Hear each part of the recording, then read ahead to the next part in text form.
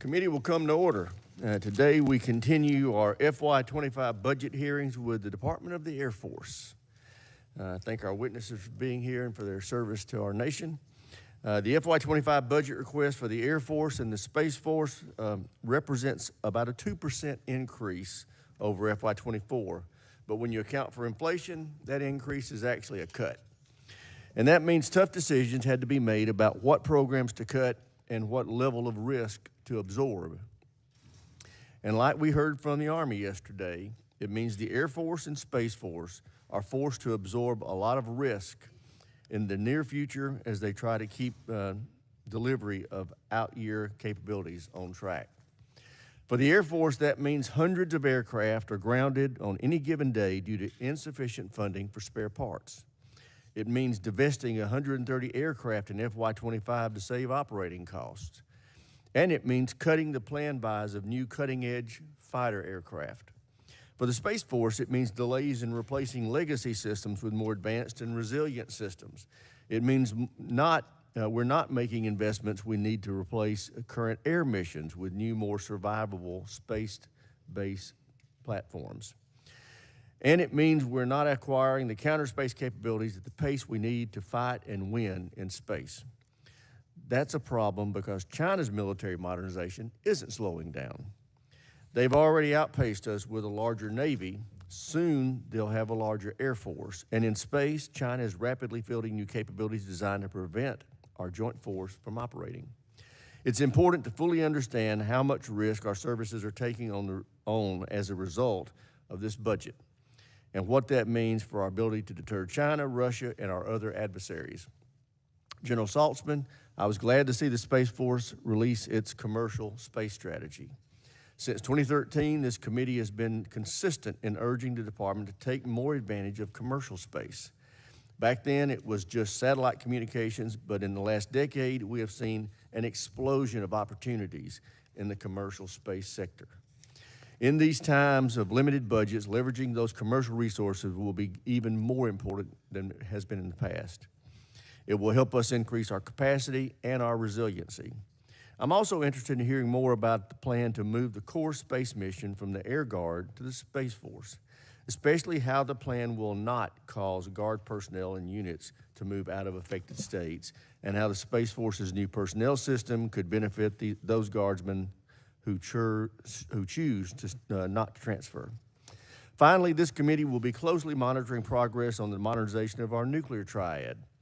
While the B-21 and LRSO programs continue to make good progress, the Sentinel program's Nunn-McCurdy breach is very concerning.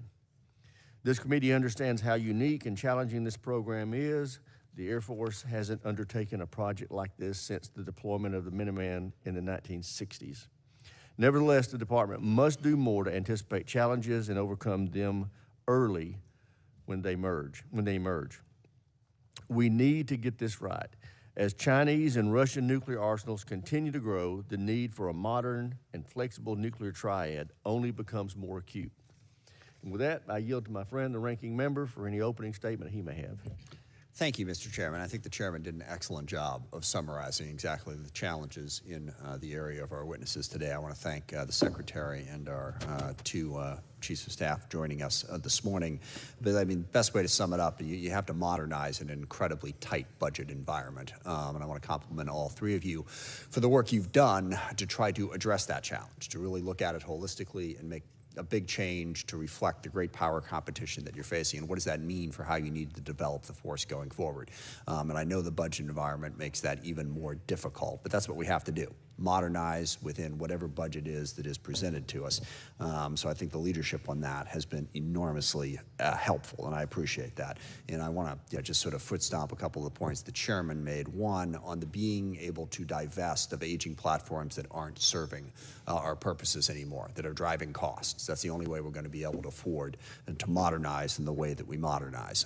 Also, do want to hear from you gentlemen about your personnel challenges. It's been a theme across the services. Recruitment has been difficult. We have our task force on quality of life issues that Don Bacon, Chrissy Houlihan did an outstanding job leading, that tries to present a better offer for our service members and to meet the challenges they face. But do want to hear how that's working within the Air Force and the Space Force. On the Space Force, it's just so crucial to everything we do. Information systems are the heart of literally everything we do in defense. And space is the linchpin of all of that. So I echo the chairman's remarks about how important it is to put up the best systems, develop our counter space capabilities, and crucially on the last point the chairman made on partnering with commercial entities. That is our great advantage in this country. Whatever the Chinese may be doing with their defense, they do not have our private industry or our level of innovation, even today. If we can partner with those innovative companies, with those new technologies, particularly in space and information systems, that gives us the ability to meet the rather steep challenges that we face. And lastly, I do want to also emphasize the last point on the nuclear problem.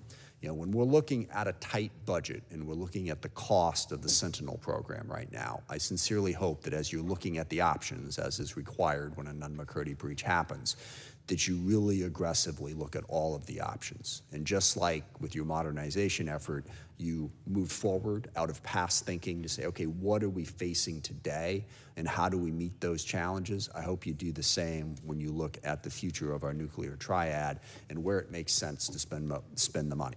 Because all the money we're spending there could be spent to help deal with some of the challenges that you're facing in terms of updating the platforms and meeting our space needs and our air needs. So I hope you will consider that. With that, I yield back.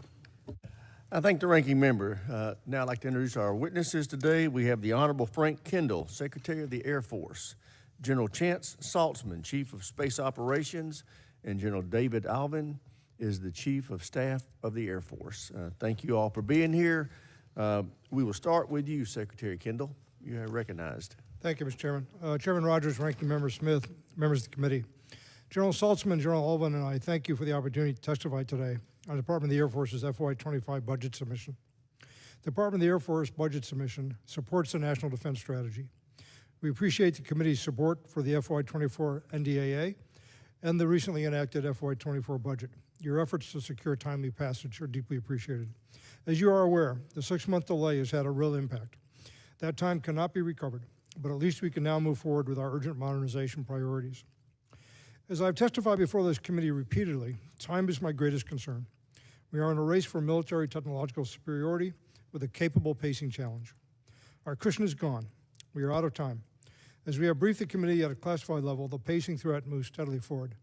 I want to go off script for a moment to make 2 points. One is I want to recognize the tremendous achievement of our Airmen and Guardians and our entire Joint Force and our partners over the weekend, and engaging all of those targets that are on, all the systems that are on through at Israel. It was a remarkable accomplishment. I want to make one other point about it, though. What Iran encountered was a highly contested environment. And what we face with China is a highly contested environment. And what I'm dedicated to, and what we are all dedicated to here, is ensuring that the U.S. never has a result like Iran had in its attempt to attack Israel. That's what's driving a lot of what we're doing. That's why it's so important to move on from legacy systems that weren't designed for that type of environment to ones that are designed for it and are capable of coping with that. Continued failure to provide on-time authorities and appropriations will leave the Air Force and Space Force inadequately prepared. We know the committee recognizes this. We appreciate your strong bipartisan support. Our FY25 budget request complies with the Fiscal Responsibility Act. We are requesting $217 billion for the Department of the Air Force, including $188 billion for the Air Force and $29 billion for the Space Force. The budget reflects an increase of about 1.5%, a little lower than you said, Chairman, over the enacted FY24 budget, and does not keep pace with inflation, as you noted, or with the 7% publicly acknowledged growth of China's military budget. To stay within the levels of the Fiscal Responsibility Act, the DAF had to adjust our previous plans. The DAF 25 budget request seeks to preserve the momentum behind our modernization efforts, particularly the work on operational imperatives that we initiated that this committee supported in FY24. In order to preserve modernization, we have marginally reduced procurement in the Air Force and have sustained our foundational accounts at levels we deemed acceptable, but no more. Because the Space Force budget is dominated by research and development accounts, we have had to marginally reduce the pace and scope of our Space Force modernization efforts. Our first priority in the National Defense Strategy remains defense of the homeland. The Department of the Air Force primarily supports through investments in domain awareness, air and space defense, early warning, and cyberspace defense programs. Our second priority is to deter strategic attacks against the United States, our allies, and our partners. The Department budget request prioritizes nuclear modernization to maintain a safe, secure, and effective nuclear deterrent. Notably, the Sentinel ICBM program has experienced unacceptable cost and schedule increases and is currently undergoing a Nunn-McCurdy review. The Department of the Air Force will work closely with the committee as that review reaches its conclusions. The third priority is to deter aggression and be prepared to prevail in conflict when necessary. The Department of the Air Force needs immediate and significant capability modernization to keep pace with the growing military capabilities of the PRC. The DAF operational imperatives and the closely related cross-cutting operational enablers continue to guide our modernization program. Our budget request includes $6 billion for these efforts. Finally, the fourth National Defense Strategy priority is to build a resilient joint force and enduring advantages. This budget request invests to ensure that we can recruit and retain the force we need so that our airmen and guardians and their families have the quality of life they deserve and can serve to their full potential. As we have briefed the committee, the department is also currently undertaking a department-wide effort to re-optimize to meet the demands of great power competition. The intent is to minimize both cost impacts and personnel or unit movement under this initiative. We will work closely with the committee as we develop detailed plans. We do not anticipate any significant impact on the FY25 budget, and we have not requested funds for this purpose. The DAF also deeply appreciates the committee's support for the DoD Quick Start initiative that was enacted last year in the NDAA. The Department of the Air Force has obtained approval from the Secretary of Defense for 2 programs that will be initiated under this new authority. They are a more resilient national position navigation and timing capability and C3 battle management for moving target indication. Time matters, but so do resources. The United States is facing a competitor with national purchasing power that now exceeds our own, a challenge we have never faced in modern times. China is actively developing and expanding capabilities to challenge strategic stability, attack our critical space systems, and defeat our ability to protect power, especially air power. Conflict is not inevitable, but it could happen at any time. General Allvin and I just returned from a trip to some of our key bases in the Indo-Pacific. We should all be very proud of our men and women serving in harm's way and doing everything they can to deter and be ready for a conflict unlike any we've seen before. The DAF 25 budget is focused on addressing these realities. We commit to working with the committee to secure timely enactment of this budget. Thank you for your attention, and we look forward to your questions. Thank you. Thank you, Mr. Secretary. General Saltzman, you're recognized.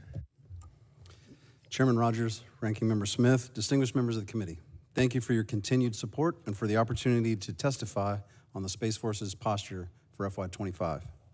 As the Space Force prepares to celebrate its 5th birthday, we are wholly dedicated to the work of forging a service purpose-built for great power competition. Space has never been more critical to the security of our nation, and the success or failure of the joint force depends heavily upon the capabilities we present. It is our responsibility to contest and control the domain, to defend U.S. space capabilities, and to protect the joint force from space-enabled attack. Gaining and maintaining space superiority is the purpose for which the Space Force was established.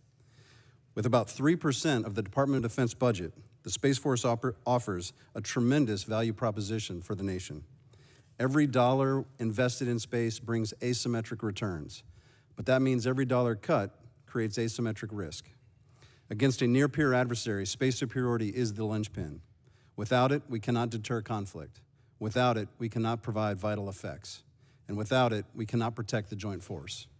Until we have built the infrastructure to achieve space superiority, the Space Force is a work in progress. The Space Force's theory of success includes 3 parts: avoiding operational surprise, denying the benefits of attack in space, and conducting responsible counterspace activities. The Space Force budget request is designed to support the National Defense Strategy by building, training, and equipping the forces the nation needs to perform each activity, preserving freedom of action in space while deterring and denying adversarial objectives. Avoiding operational surprise requires us to maintain an accurate understanding of the space domain at all times. 8.3% of our budget is dedicated to this aim. Operating across disaggregated sensor frameworks, the Space Force provides the maximum information possible to decision makers from the tactical to the strategic level. Denying the benefits of an attack in space demands that we make any attack against U.S. capabilities impractical and self-defeating. 43.4% of our budget is devoted to this objective, investing in resiliency for missile warning and tracking, satellite communications, position navigation and timing. Hybrid architectures and proliferated constellations impose a hefty cost on aggression. Finally, responsible counterspace activities describes the mechanism by which the Space Force contests and controls the space domain. The FY25 budget dedicates 24.7% of the Space Force budget to space superiority.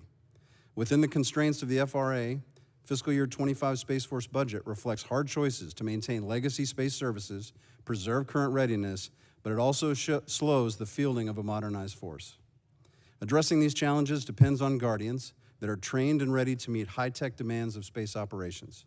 For that reason, I would like to personally thank the committee for its support for the Space Force Personnel Management Act. This will be a major force multiplier in the Space Force's efforts to modernize the way we recruit, build, and retain talent. Thank you for the opportunity to discuss the Space Force's FY25 budget and posture. And even in the face of accelerating threats, the Space Force remains the preeminent military space organization in the world. And with the support of this committee, our Guardians will preserve and expand our strategic advantage, and we will step up to meet our pacing challenge. So long as you continue to trust and invest in your space service, the Space Force will respond with unparalleled value for the nation. I look forward to your questions. Thank you, General Saltzman. General Allvin, you're recognized. Good morning, Chairman Rogers, Ranking Member Smith, and distinguished members of this committee. Today, I'm proud to represent the 677,000 total force airmen serving our nation. I want to thank you for your unyielding support, not only to those airmen, but to their families as well. I'd like to open by stating my immense pride in the exemplary performance of our airmen this past weekend. As part of a joint and coalition effort, they successfully thwarted the massive air attack by Iran on Israel's home soil. Their professionalism and skill turned a potentially catastrophic event for Israel into a strategic defeat for Iran and its proxies. As we look across the strategic landscape, we find ourselves in a time of significant consequence. The simultaneous demands of strategic competition with an aggressive and increasingly capable PRC and the persistent acute threats from around the globe require the Air Force to maximize the readiness of today's forces while adapting our structures and processes to offer the best opportunity to prevail in an environment of enduring great power competition. Time is not on our side. The FY25 Air Force budget reflects difficult choices. We've made trade-offs to keep the Air Force's operational readiness today at the minimum acceptable to meet the nation's demands while seeking to preserve the previous advances in modernization. The Air Force budget also invests in the Air Force's most precious asset, its airmen, to ensure they remain the decisive advantage upon which the nation depends. Strategic deterrence is a key priority for our national defense strategy, and the United States Air Force remains committed to the recapitalization of our nuclear force. We are actively supporting the process triggered by the Nunn-McCurdy breach of the Sentinel program and will continue to pursue the path of a safe, secure, reliable, and effective ground leg of the nuclear triad well into the future. Our ability to support the national defense strategy priority of deterring aggression and prevailing in conflict demands a modern Air Force that is connected to the Joint Force and can close multiple kill chains in minimal time to control the tempo of a complex fight with a peer competitor. To that end, the FY25 proposal continues investments in the F-35 and the F-15EX, albeit with fewer than preferred quantities dictated by the constraints of the Fiscal Responsibility Act. We remain committed to the Advanced Battle Management System and the Next Generation Air Dominance family of systems, particularly collaborative combat aircraft, which will allow the Air Force to deliver the affordable mass required to be effective against a very capable PRC. We're also committed to building forward basing resilient enough to enable continued sortie generation even under attack. To arrest the decline in our readiness, we have proposed modest increased investments in flying hours and the weapons system sustainment funding to support them, while prioritizing investments in critical infrastructure in both physical and cyber. Our airmen are and always will be the decisive factor in any conflict our Air Force faces, and we are committed to their health, development, and quality of life. We have made significant progress thanks to Congress's support to increase base pay, adjust basic allowance for housing and subsistence to account for macroeconomic factors. But there's still work to be done. During our recent trip to the Indo-Pacific, Secretary Kendall and I saw dedicated airmen eager to accomplish their mission, despite infrastructure degradation caused by natural disaster and persistent environmental challenges, as well as limited access to health care enjoyed by most CONUS bases. The job of your Air Force has not changed since its inception. Support the defense of this nation through credible deterrence and unmatched combat prowess. To preserve that level of deterrence, we must maintain our readiness today, modernize our force for tomorrow, and provide the absolute best support to our airmen. Success on any battlefield is a team effort.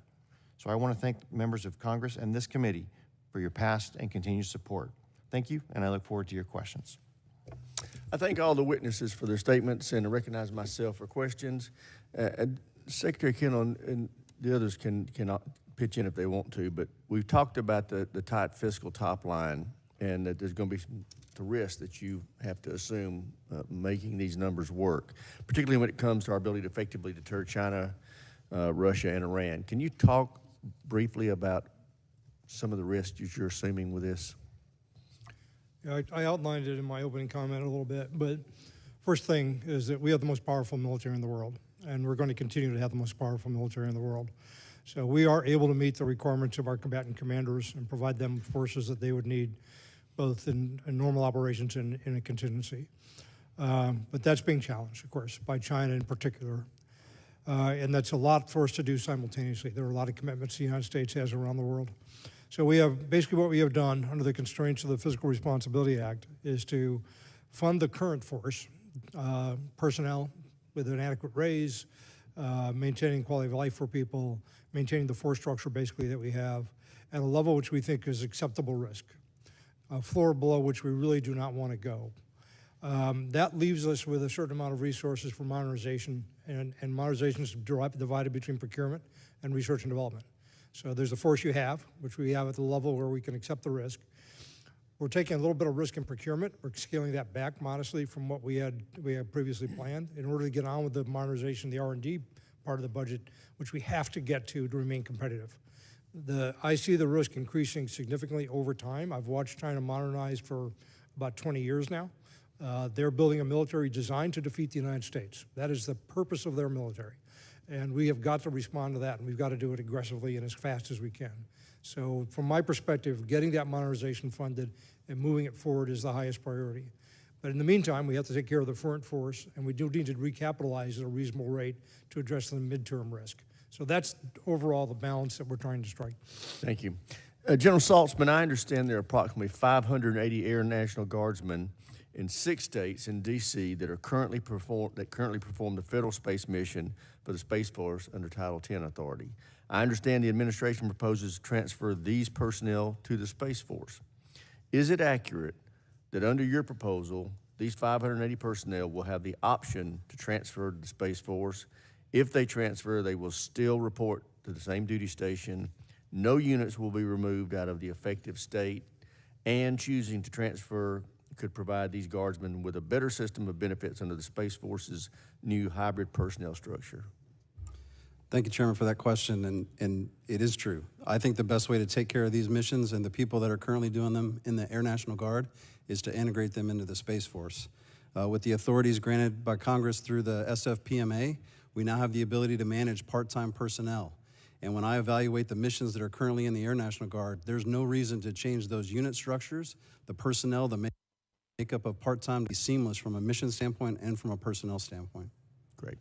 General, I'm interested in hearing how you plan to put into action the new commercial space strategy, and specifically how you plan to change the requirements process so that the commercial products and services are fully considered. Thank you again. We're excited about the commercial space strategy.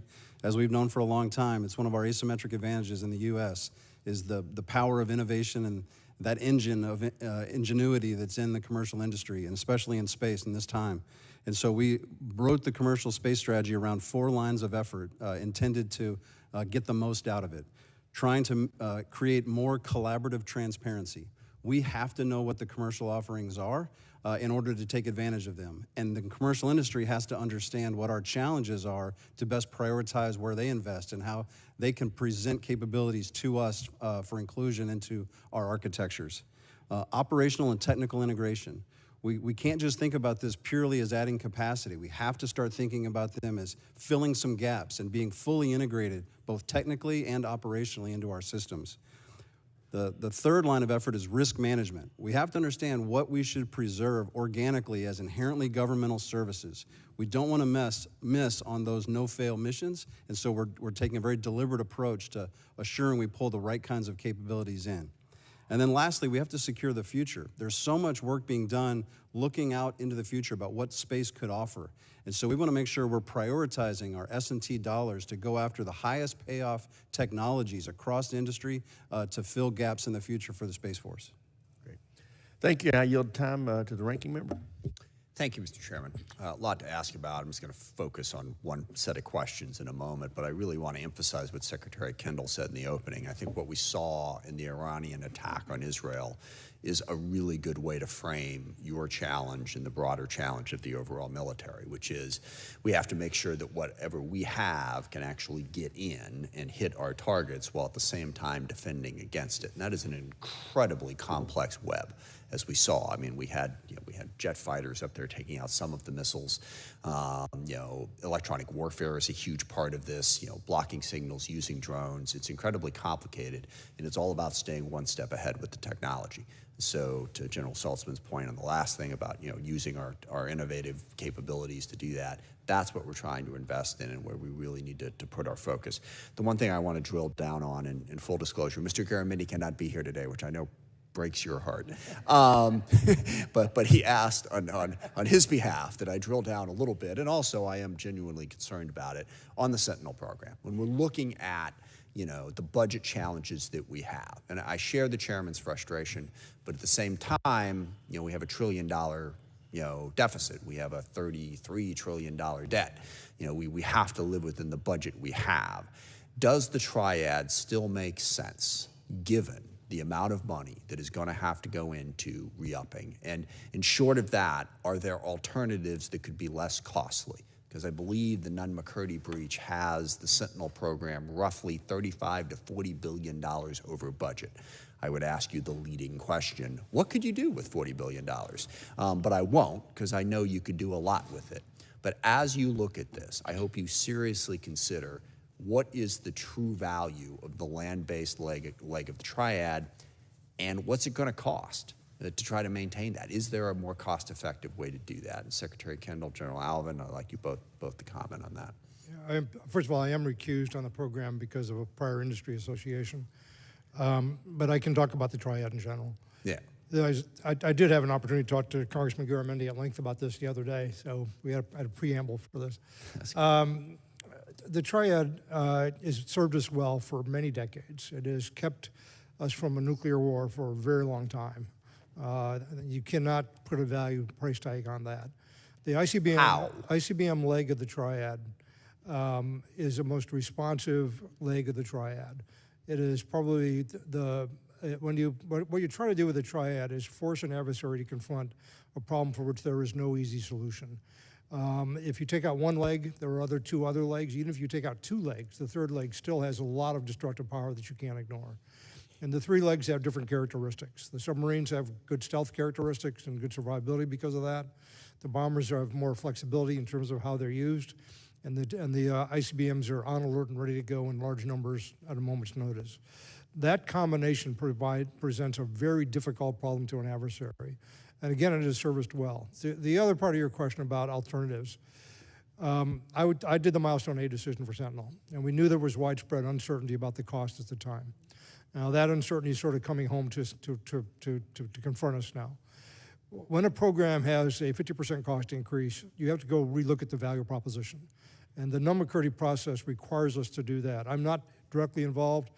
Undersecretary LaPlante is running that, and my undersecretary and acquisition executive are participating in it. I do think we have to be open-minded about the alternatives. Okay, and I'm sorry, I got to interrupt you to drill down on just one thing. I got that point. I may not get to General Allen, but on your triad argument, I don't find that overwhelmingly persuasive. Okay, If we have 3 legs, we're better off. Well, why not 4 or 5? Okay, yes, the more legs you have, theoretically, the better off you are. That doesn't necessarily answer the question of why this particular leg in this particular situation actually puts us in a better position to defend when it is stationary and just a big fat target. So we got to do better than just saying, well, the more legs, the better. Well, at a certain point, no. So we've got to get a more specific answer, and I think General Allvin wants to dive in here. Why is this leg helpful, other than just being another leg? The risk of a preemptive surprise attack that decapitates us or takes out our nuclear force becomes much higher if there's no ICBM link. If the stealth of the submarines is broken and the bombers are caught on their bases, you don't have anything left. I'm an old Cold Warrior. I spent 20 years working on this problem. We've looked at tons of scenarios. We've looked at all sorts of different opportunities and possibilities. The triad provides the most stable configuration. And it would be, I think, a lot of risk, more risk than we should accept to take that. I am out of time. I want to respect the chairman. I apologize, General Allvin. You and I can talk about this offline. Thank you.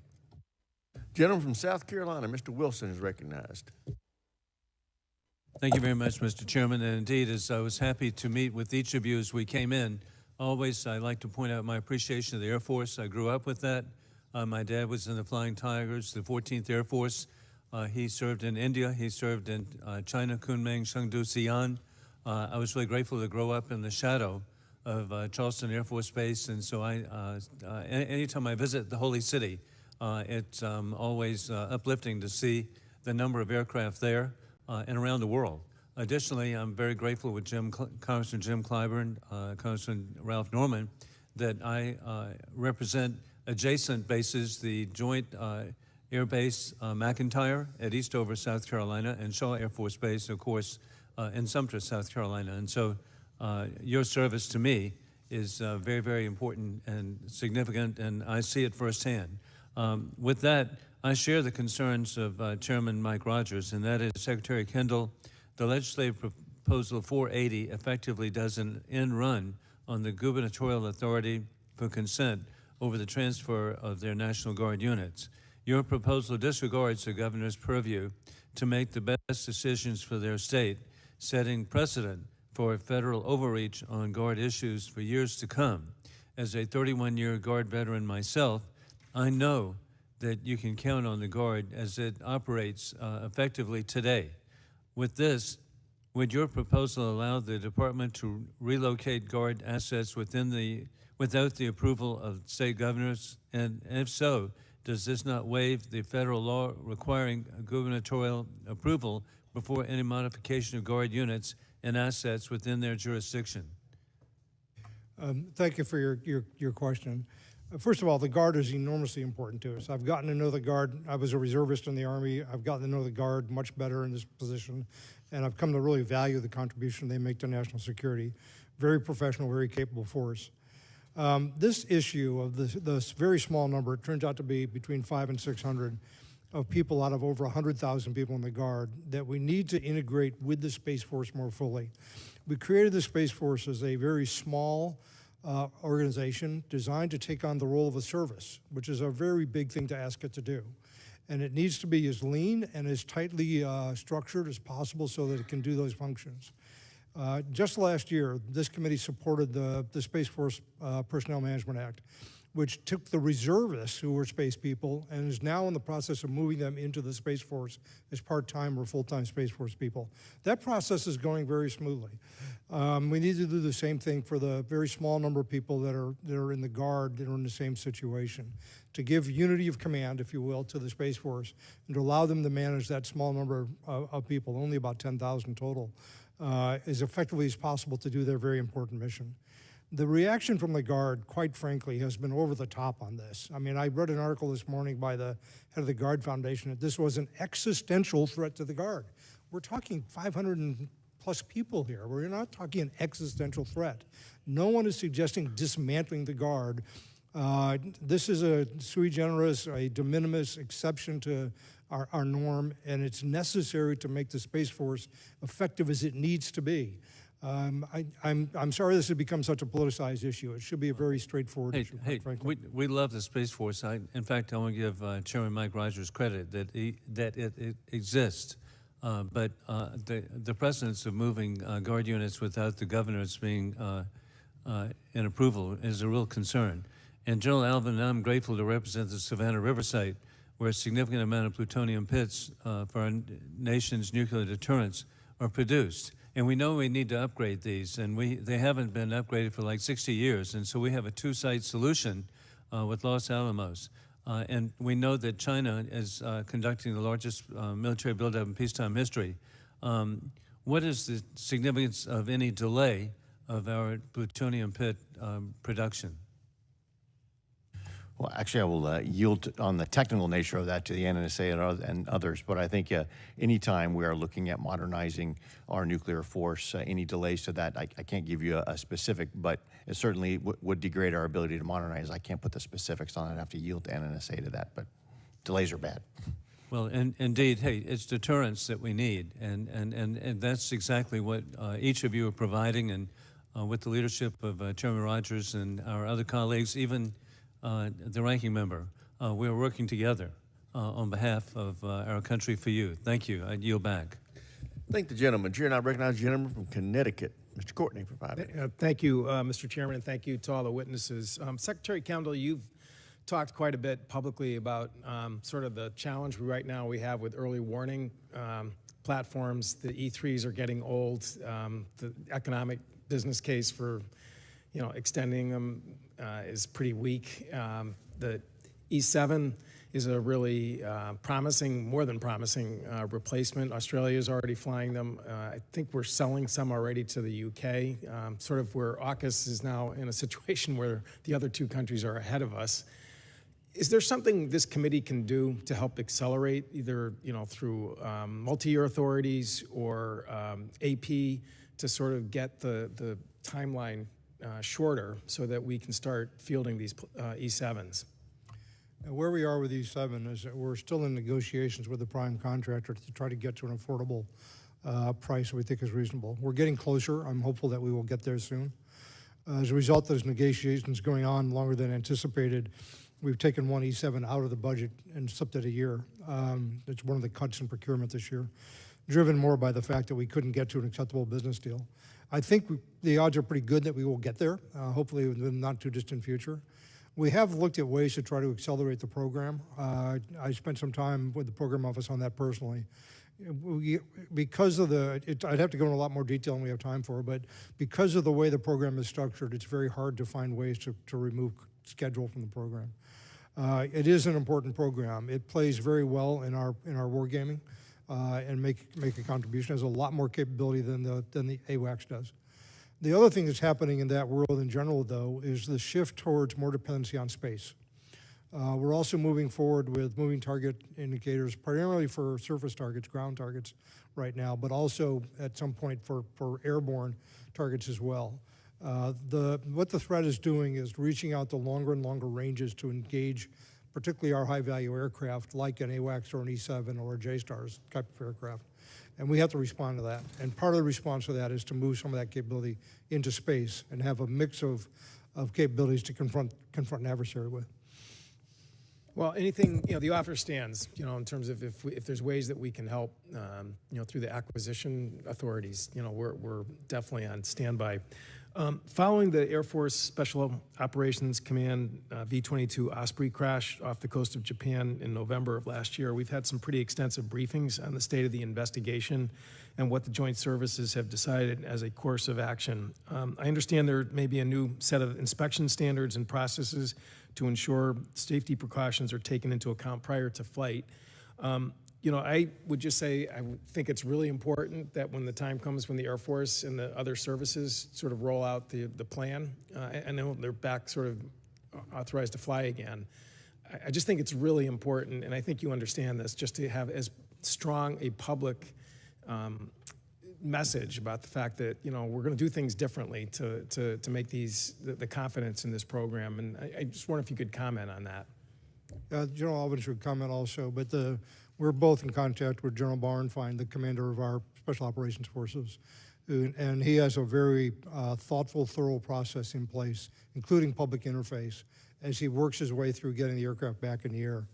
They're cleared to fly again, but he's working through a process of ensuring that every one of those aircraft is individually ready to go and doesn't have a problem, and that's taking a bit of time.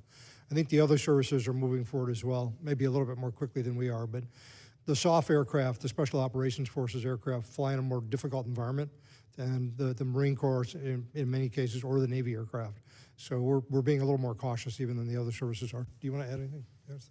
The Secretary pretty much handled it, but to the point of the differences in mission, that's something that we shouldn't walk past. I mean, the difference between how the Marine Corps and the Navy operate their V-22 aircraft and how AFSOC does, a lot of these more complex. It's not only more complex and perhaps challenging to the airframe, but also to the aircrew as well. So understanding that entire system and ensuring that that is safe and effective is General Bauernfein's, it's his #1 remit. I think he's doing a fantastic job, but your point, Congressman, is exactly right. As we get that rolled out, what we need to do is ensure that we rebuild that confidence and have a defensible, clear message that says what we're going to do and how we're going to do it, and also be able to define the differences between the three different services to show that they're not inconsistent, even though they may not be on the exact same time I mean, schedule. that's what the Navy did with McCain and Fitzgerald afterwards. And again, I think that you can see, that really worked in terms of just there was a change in process. And I think, again, there's a lot more confidence in how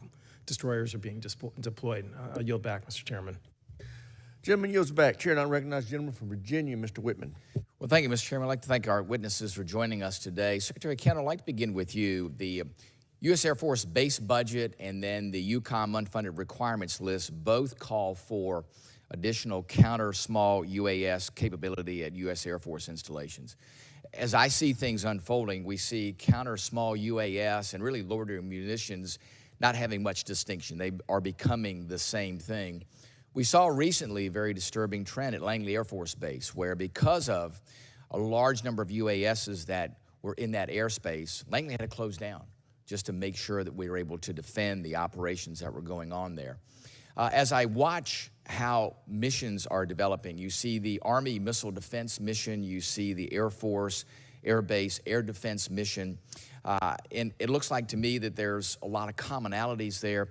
Can you give me an idea about how do you look at those different requirements and who's responsible for what mission? Are there clear lines of distinction there? And do you think that based upon where we are today, are our Air Force bases adequately protected? We have a wide range of threats to our air bases.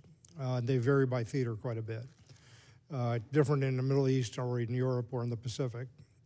In the Pacific in particular, what China's been acquiring is a variety of missiles, precision missiles, ballistic and cruise and hypersonic, designed to attack our air bases. And that's the threat that really drives us more than anything else right now. In the Middle East and to some extent in Europe, we're faced with small UAVs more.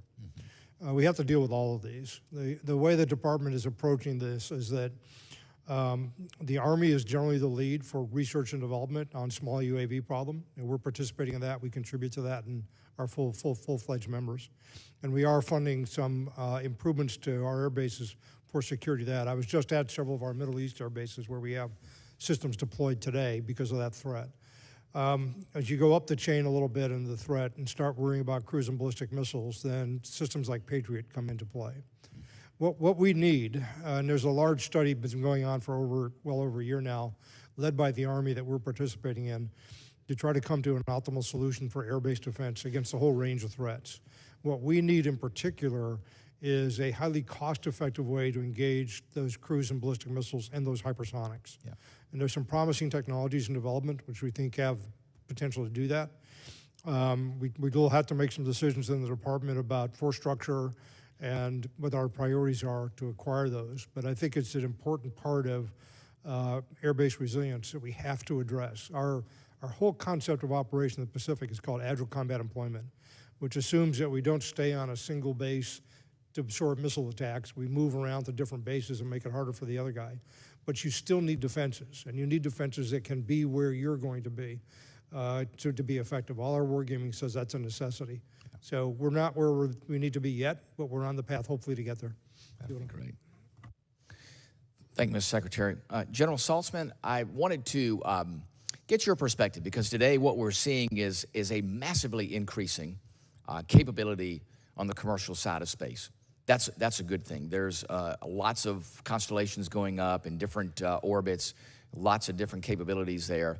And that commercial capability, to me, seems to be a perfect opportunity to augment the capacity and capability and mass that we have on the military side of things. In fact, I think that actually has to be codified because I think it's that important for the future of the United States Space Force and our space assets. Can you speak to the importance of the CASR program, the Commercial Augmentation Space Reserve Program, how you see it today, what you think the future is for that, and what do you think needs to go into the structure of that to make sure we can capture the incredible things that are happening on the commercial side of space and do that at the speed of relevance? Thank you, Congressman. I couldn't agree with you more. We definitely need to leverage what's available to us in the commercial industry for space. The CASR program, I think, is a classic example where we've used this in the Air Force prior to it. And the idea is about how rapidly can we expand and augment our capabilities in time of crisis or conflict. And as you know, a lot of the pre-work, the planning, how will we integrate the contractual work that needs to be done with the companies to make sure that we're primed to execute at the speed of need is really what is at the heart of the CASR program. Do the work ahead of time, account for it in planning, see what the requirements are, which of those requirements can be met by the commercial industry, and then start talking about contract negotiations before we even actually sign a contract so that we are ready and primed to put that excess capacity in place when we need it. Very good. Gentleman's Thank you, time's Chairman. expired. You're back. Chair now recognizes gentleman from California, Mr. Carbajal. Thank you, Mr. Chair. In addition to my district being home to some of the best wines in the world, it is also home to Vandenberg Space Force Base, the West Coast Range. There has been a rapid growth in the commercial space industry, especially with the increased launch cadence at both Space Force ranges. General Saltzman and Secretary Kendall, does the increase in commercial launch cadence benefit our national security, even when those rockets are not carrying DoD payloads? I'll start with a yes and turn it over to General Saltzman to give you more details, Congressman. Absolutely, Congressman. You know that the more we use the infrastructure, the more we can offset and defray some of the costs associated with, especially with on the commercial side. As we use the commercial launch facilities, they continue to develop the rocket technologies, the launch technologies. We enhance the experience and the competencies of all those that operate the range, do the spacecraft integration that's necessary for launch. And in the end, the real benefit is the more you launch, the more we are driving the cost per pound to orbit down. And this is one of the most beneficial things that the commercial industry has done for us in the launch enterprise, is drive that cost to orbit down so that we can start to explore different kinds of constellations in different orbits to do different kinds of missions. Thank you. That question was important because in California, I know there's permitting decision-making that is going on right now, and the national security issue can't be further underscored. That's why I asked you that question. Thank you so much. The increased cadence will result in bottleneck unless additional payload processing is added to the range infrastructure. General Saltzman, the fiscal year 24 budget included $80 million for a payload processing facility that is supposed to go to Vandenberg. Can you provide an update on this project, including any timelines involved? I can get back to you on the specifics, but I haven't heard anything that says there's any delays or that the money's not being spent. But I'll get back to you specifically. Great, thank you so much. I was really pleased to see the Space Force commercial space strategy was finally released. I think this is a great roadmap for better leveraging our nation's space industry. General Saltzman, how does the CSS work in coordination or build on the commercial space office? And does fiscal year 25 budget requests help build out commercial integration capabilities as outlined in the CSS? Thank you again. In addition to the standard services that we've been buying for years, satellite communications, we have about $1.2 billion in the budget. Launch services is about $2.2 billion. But we've added about $400 million to bring some non-traditional kinds of data and services to bear. The commercial space office, commercial services office, that's the one who's kind of the front door to collaborate with industry and figure out what is the best military utility for these commercial services. And I think we're on a good path. Commercial space office falls under SSC, so they have the lead to explore That's what, when we say collaborative transparency in the commercial space strategy, that's what we're talking about. Getting out with industry, figuring out what services are most beneficial to the government, and working closely with them to fill gaps and expand our capacity. Thank you. General Saltzman, one last question for you. With the proliferation of the commercial LEO constellations, it should be easier than ever to get to tactical surveillance, reconnaissance, and tracking data out to the combat commands and warfighters. I believe this service is the Space Force should be providing. How will CSS help get TAC SRT into the hands of combat commands, and what challenges do you expect to run into while integrating this commercial capability? Again, I couldn't agree more with you. There's a lot of capacity, a lot of capability that's available to us in this SRT mission area. SSC has a number of demos that are going on right now to explore exactly the best way to spend our dollars on those capabilities. And the Joint Commercial Office is also exploring how best to incorporate space data into our overall architecture. Again, with the focus on meeting those combatant commander requirements that sometimes can't be met through a normal intelligence process. Operational planning products that don't require the level of analytics that traditional intelligence products do. There's a lot of room for improvement there, and SSC is dedicated to getting that. Great. Secretary Kendall, I look forward to you visiting Vandenberg Space Force Base in the near future with General Saltzman. Look forward to hosting you and showing you not only paradise, but the great capabilities at Vandenberg Space Force Base. I think I'll try the wine also, Senator. We'll have some good wine for you as well. Mr. Chair, I yield back. Gentleman yields back. Chair, and I recognize the gentleman from Georgia, Mr. Scott. Thank you, Mr. Chairman. Secretary Kendall, I know that the decision has been made on the A-10s, and that, as I understand it, we're going to divest 56 aircraft this coming year. And my question is, are we talking with other countries, whether they be NATO partners or treaty countries, that may be interested in that aircraft to transfer it to them? Yeah, I'm not aware of any active interest. One country at least has expressed some interest, but the problem is once that aircraft goes out of the U.S. inventory, there won't be any basis support for it. So any country that picked it up and tried to sustain it would have a very hard time. It's also a very old aircraft. They're about 45 years old. They are. Replacement parts are very hard to obtain. They're old, but they're effective. But as we look to divest things, it seems to me like there's a whole lot going on around the world where I understand we're moving in a different direction, more technically advanced, but you know, it would have sure been nice for Ukraine to have them 2 years ago. Ukraine hasn't expressed much interest. I think they rightfully are to be concerned about their survivability. I agree, but I think if they'd had them 2 years ago, it may have made a difference. I would just suggest that as we divest things, we're running a $3 trillion deficit over the last 365 days. We're now $34 trillion. As we divest things, I understand it's the right decision for the U.S., but globally, I think we need to be at least meeting with other people that share our interests and our values. And while it might not be the right weapon system for us, it's certainly better than the systems that they had. We'd be perfectly happy to have those conversations. We do transfer excess defense articles. We just transferred some C-130s, for example, to the Philippines, which they're very appreciative of. Sure. So one of the other aircraft that's been divested is the J-STARS from Robins Air Force Base. I think the last one left in November of 23.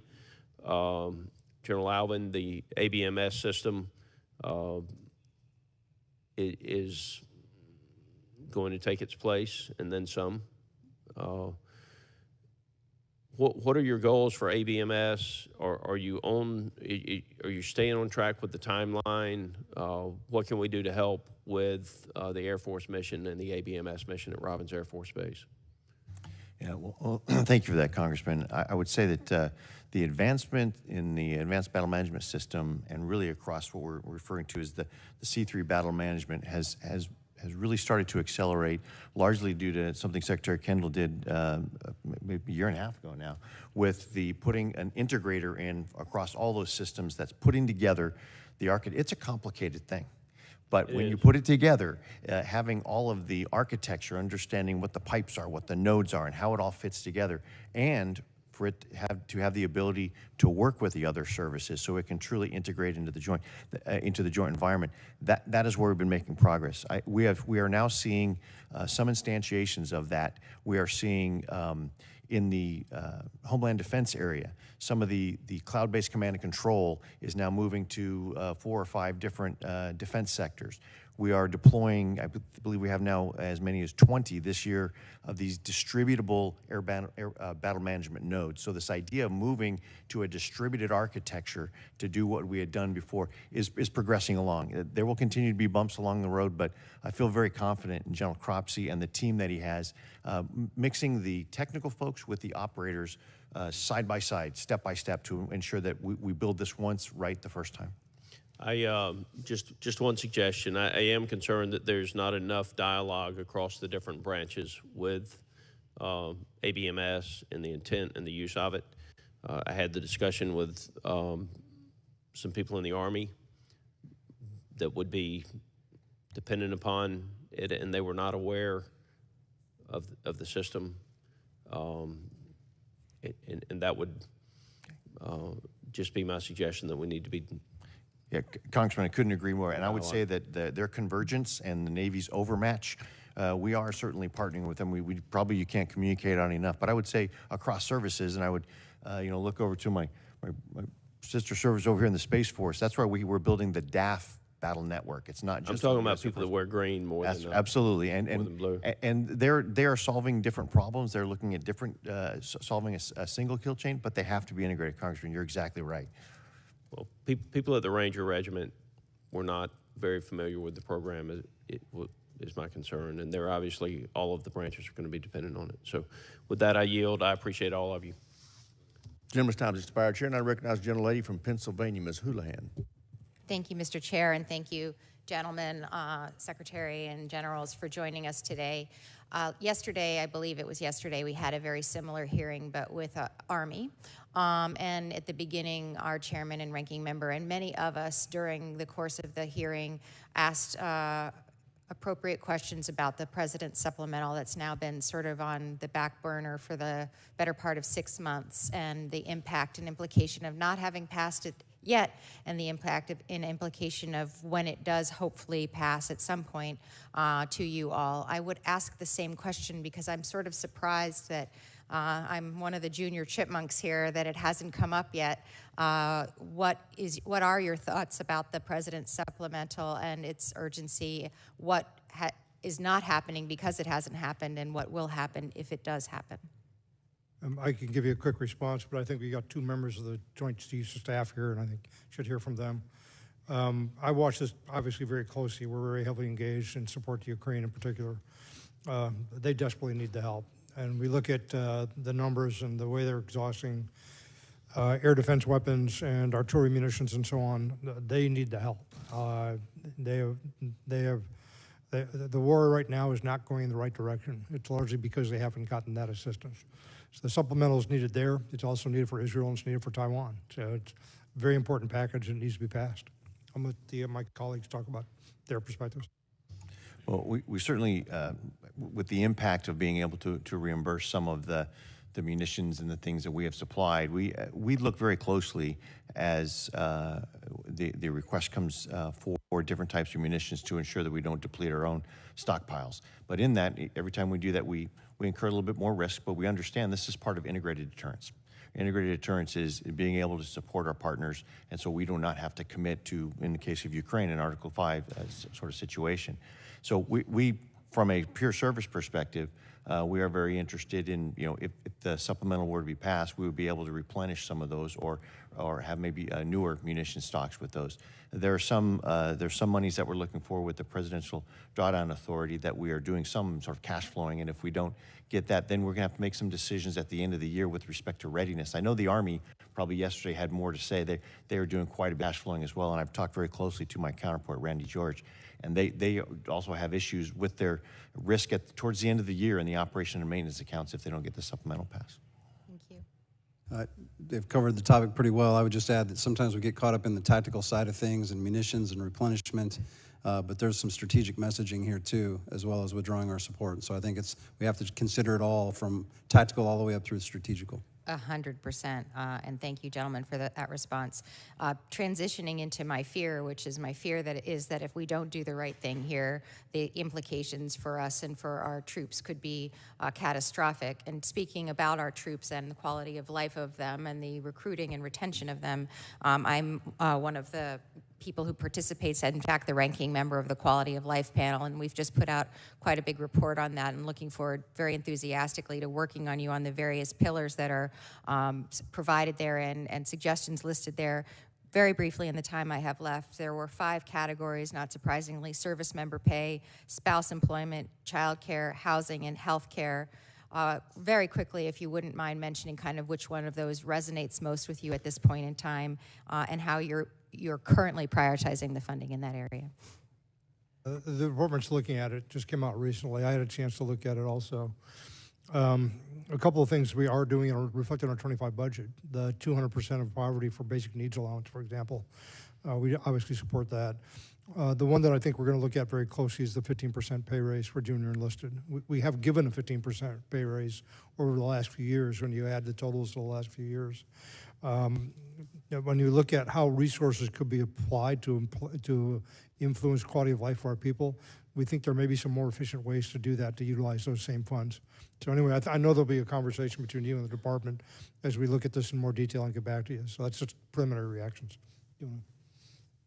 Also resonating with me is, of course, the housing issues as well. And I think we are making progress on that. I saw some of the recommendations. I also have to fully digest and to be able to advise the Secretary.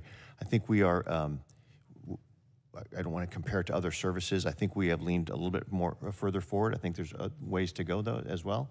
That's one that resonates with me. As we understand the fluctuation in housing, this is really a partnership.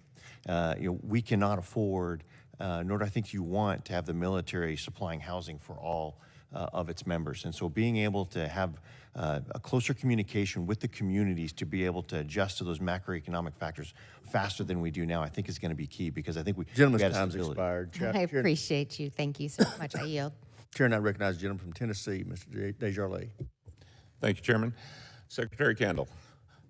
The Department of the Air Force published the assessment of the Air Force Test Center in 2022, which found that $300 million of facilities, sustainment, restoration, modernization projects have not been funded.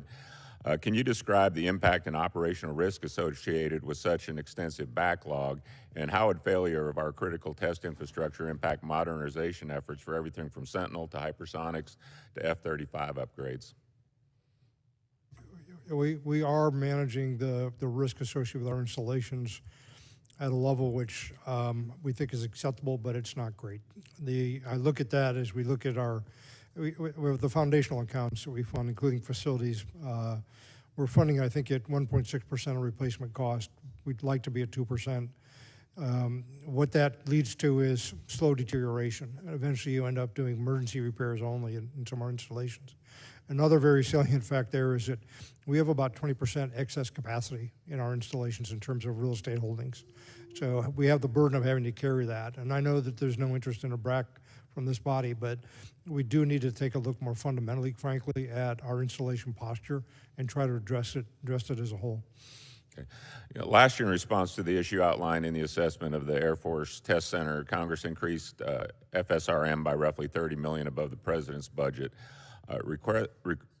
His budget request in order to start chopping away at that $300 million backlog and to ensure that the infrastructure was well positioned to support future endeavors. Would you support a similar increase this year? I'm in support of the President's budget. I think our request is within the FRA, and we basically have given the Congress a balanced set of investments across the department, taking everything into consideration. Yeah. General Saltzman, I would like to commend the department for the work that you have all done to unleash private industry to further national security interests in the space domain. Watching the progress made over just the past decade has been incredible. However, not all the elements of the federal government appear to be on the same page when it comes to this issue. I constantly hear from your industry partners that they are being burdened with the slow-moving bureaucracy, be it through environmental studies with EPA or launch reentry licenses through the FAA. How are you working with other agencies to ensure that they are working as quickly as you all are to support the critical work that Space Force is supporting? We're intimately engaged with all of those agencies. The speed of licensing is something I hear routinely from industry. And so we reach out every time we hear this. We try to figure out exactly where the bottleneck is, or exactly where a policy can be shifted to try to streamline the licensing aspect of it. So we're working closely with our interagency partners. Okay. Staying on the topic of space, I wanted to get your thoughts on NSSL. The NSSL Phase 3 is a long-term strategy that will help shape the space industry over the next decade. At the same time, new buzzing around a potential ULA sale has created some uncertainty in the short term and will certainly impact the Space Force's calculus. How does the department view a potential sale or merger of a major launch provider in awarding Phase 3 bids? Well, you know, the strategy itself is all about assured access to space, maximizing the number of providers to minimize the risk associated with losing assured access to space.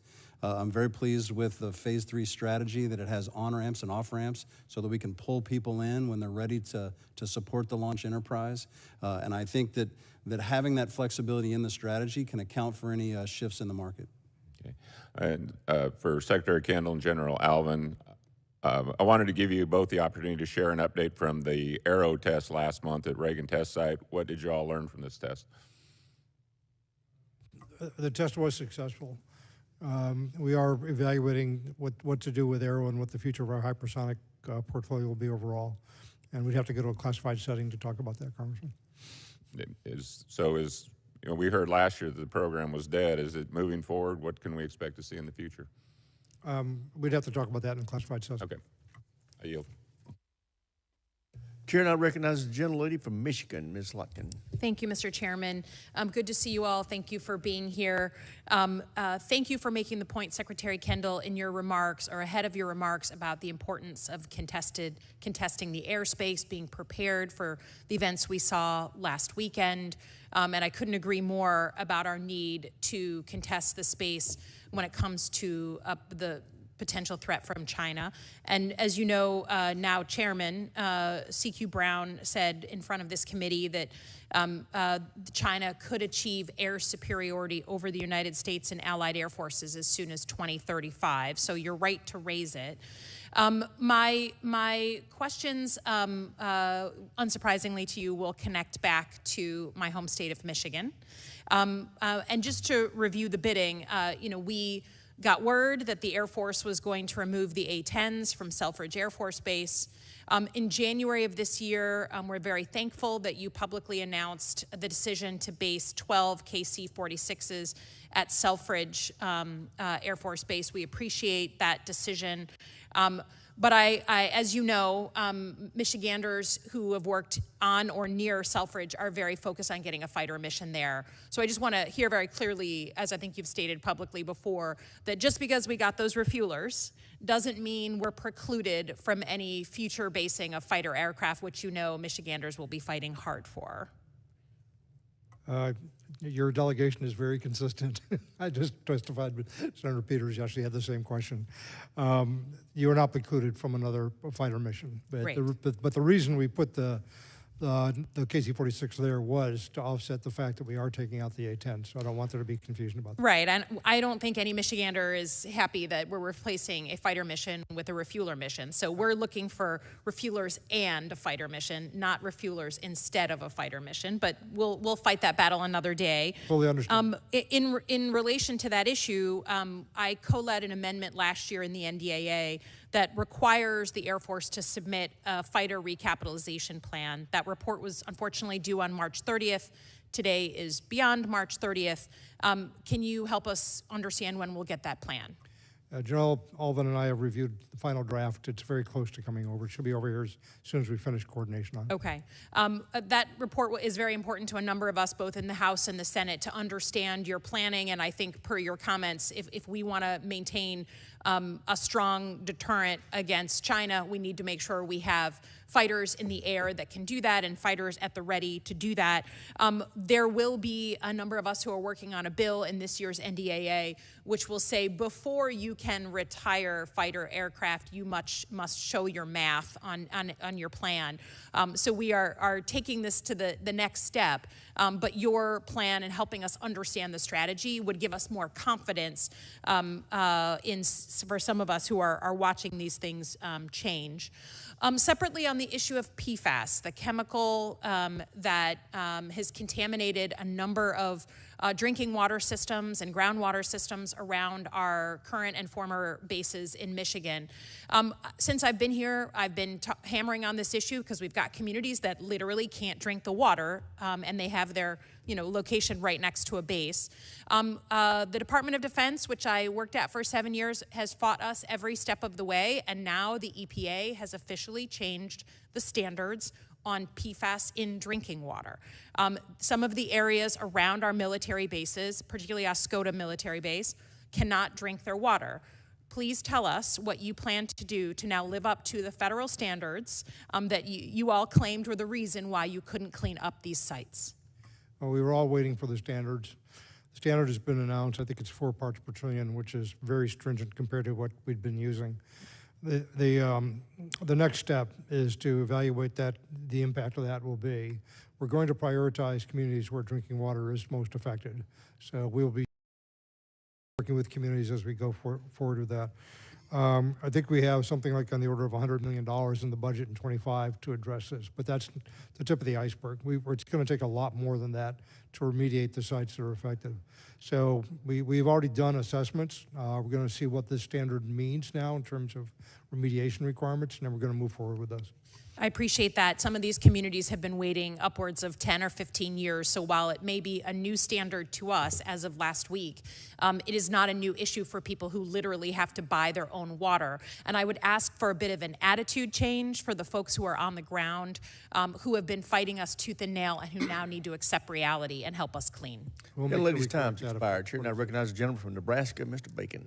Thank you, gentlemen, for being here. I've enjoyed working with all three of you. I do got to point out, though, that I did go to Air Command and Staff College and National War College with General Allvin.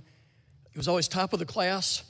He was a top athlete, and he never looked like he worked hard. So we just can't figure out how he does it. But with that, though, I do got a couple comments and concerns.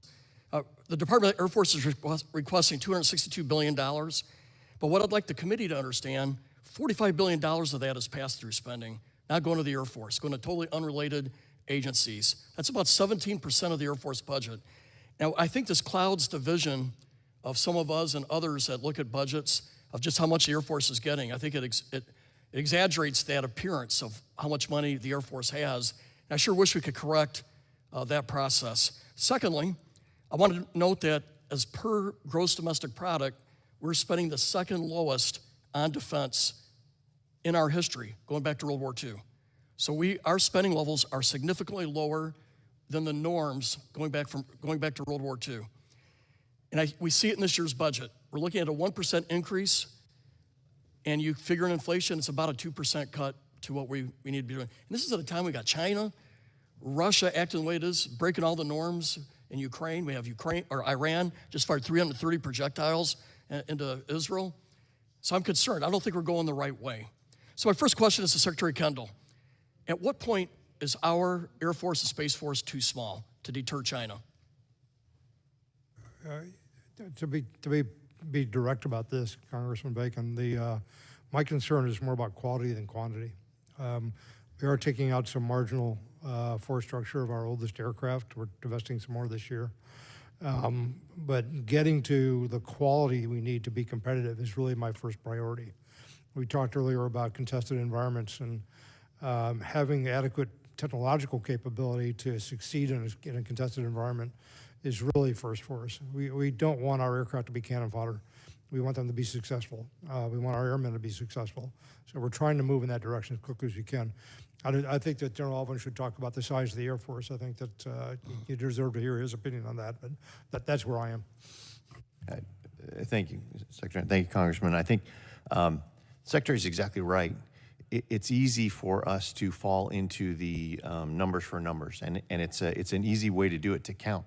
But as you know, you've been in combat. You understand that the platform is only as good as the crew, and it's also only as good as the munition that it has on board, which has to be sophisticated enough to reach the target. But also it has to have a sensor that can tell you where the target is. And those sensors need to be in a place where they can be resilient. We also have to have the path to get there. We also have to have the place where that aircraft can recover in a contested environment. All those things go together, and I think it might be increasingly unuseful and unhelpful to start understanding the capability of the Air Force by just counting tails. There is that the phrase that says, quantity has a quality all its own. It's only if it's effective and capable. Otherwise, that's just a larger quantity of the aircraft that you're losing. If I may interject, though, last year we said we were 7 fighter squadrons short of what we thought we need. But if you look at the budget, we're going to cut about 10 more squadrons. So I would say there is some numbers that we need. I mean, we don't need F-35s all over Iran or the Middle East to shoot down, stuff over Jordan, for example. I need to ask one more question. I'm going to cut out a few because I want to yield some time here to Sam Grace if I can. But the Air Combat Command says they need 22 EA-37s for the Far East fight, and we only have 10. Are we going to have a plan to get to 22? This is General Allvin. I think when we look at, again, it's what is the risk of having less than 22 versus having not enough of the ability to have the munitions. So you can have all the jamming that you want, but if you can't get the munitions through. So it sounds like a quibbling answer, but quite frankly, I try and look at the entire system. So the capability of 10, and also we look at the platforms that we're using for those EA-37s, they're starting to be diminished in their reproducibility, and so you find yourself looking too far into the future to diminishing supply and those sort of things. But I think looking at it systematically, trying to say, if that 11th or 12th or 13th EA-37, is that more important than some other of this system that enables us to complete the kill chain? I just put on ACC and PACOM, so they need 22 for the kinds of cyber stuff they can do, but I'll let it go with that. I know I didn't leave you much time, Mr. Graves, but I yield 20 seconds to you. I don't think that's enough time. Okay. So I'll yield back. Here now recognize the gentleman from Massachusetts, Mr. Keating. Sorry. Thank you, Mr. Chairman. Last week, the Supreme Allied Commander, General Cavoli, was here in front of this committee. And he gave, I think, testimony that was, I think, historic in nature. He was commenting on what was going on in Ukraine, and he said, at this moment, not weeks from now, but at this moment, he could not overstate the gravity of what's facing our effort in Ukraine right now, and the effort of the Ukraine military. So, he also said that in his 3 decades of study in academies and tactical studies and his work as general, he found one thing that was extremely important. He said, if one side has the ammunition and the other side doesn't, the side with the ammunition wins. I think in modern day warfare, I think it's a fair statement. I want to ask you. I think you could say, as the ground is now drying up in Ukraine and the muddy season is over and the offensive and the illegal war of Putin grinds forward on the ground, I think it's a fair statement to say the side that has air superiority always wins too, and the other doesn't. Can you comment on tactically how critical this moment is?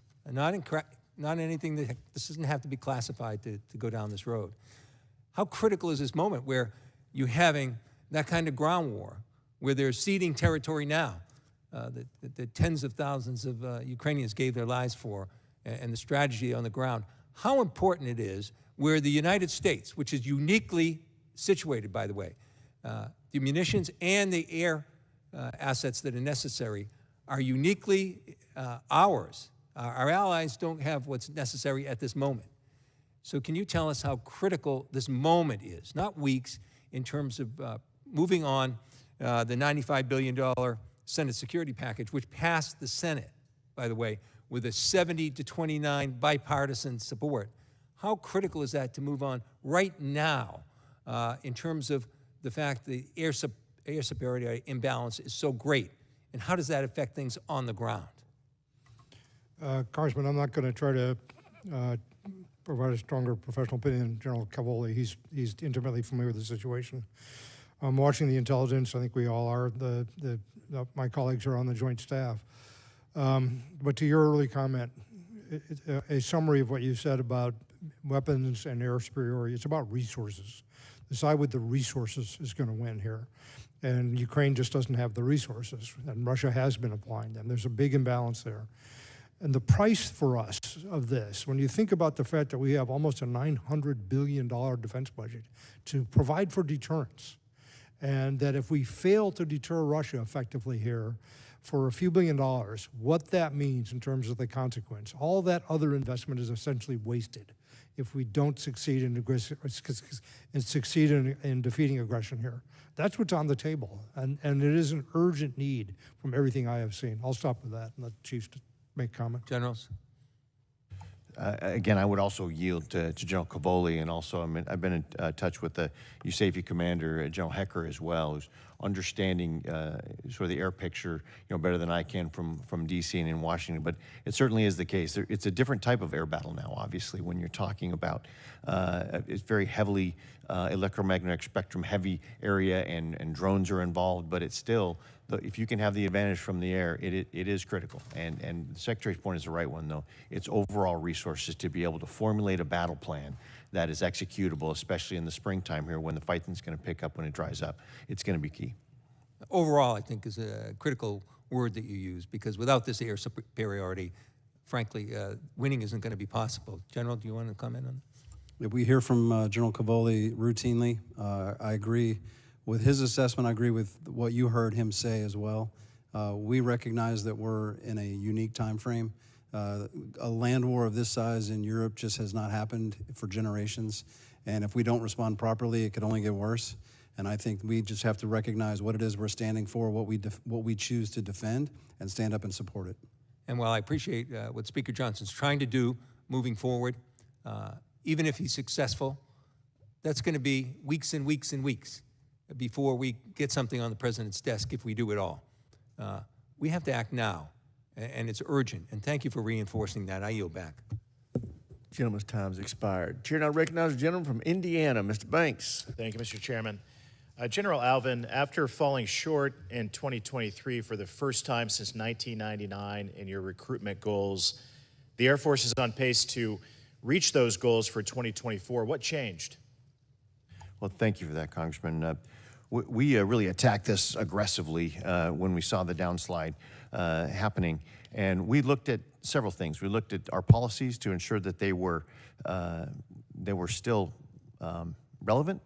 We looked at some things that maybe we were being overly restrictive of, so we did a clean sweep of that. A couple things that were sort of as easy as falling off a log. Why, if you can decrease the time it takes to have someone who wants to be naturalized become a citizen, that attracts people in. If you can understand the height and weight measurement that was required to even be considered, and you can relax that to where it's consistent with the rest of the DoD standards, those are some simple things we did. But some other things that we're doing to follow up on that is we're ensuring that we can have the recruiters do more of the pounding the shoe leather time and not doing as much admin time. So there were several things we did, a little bit more targeted marketing, reaching out to other things. So it was really attacking on all fronts.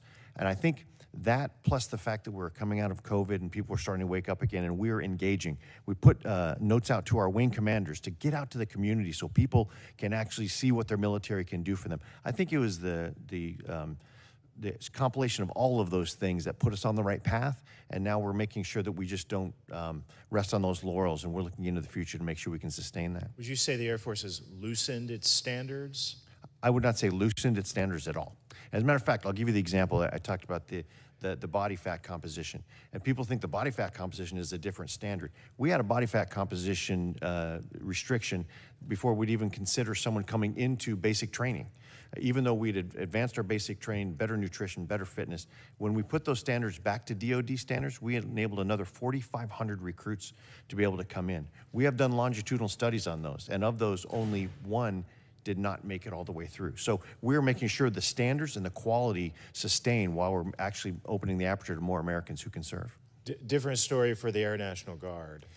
Still below our recruitment goals. What are we doing to fix it? Well, the Air National Guard is also making gains. They had a little bit longer way to go. So part of the issue with the Air National Guard is we've had pretty high retention rates in the United States Air Force in the active duty, and some of that affiliation is how they get their numbers up as well. But they have increased 31% from over last year. So where last year they were well short, this year I think they're targeting to be within 5% of the goal.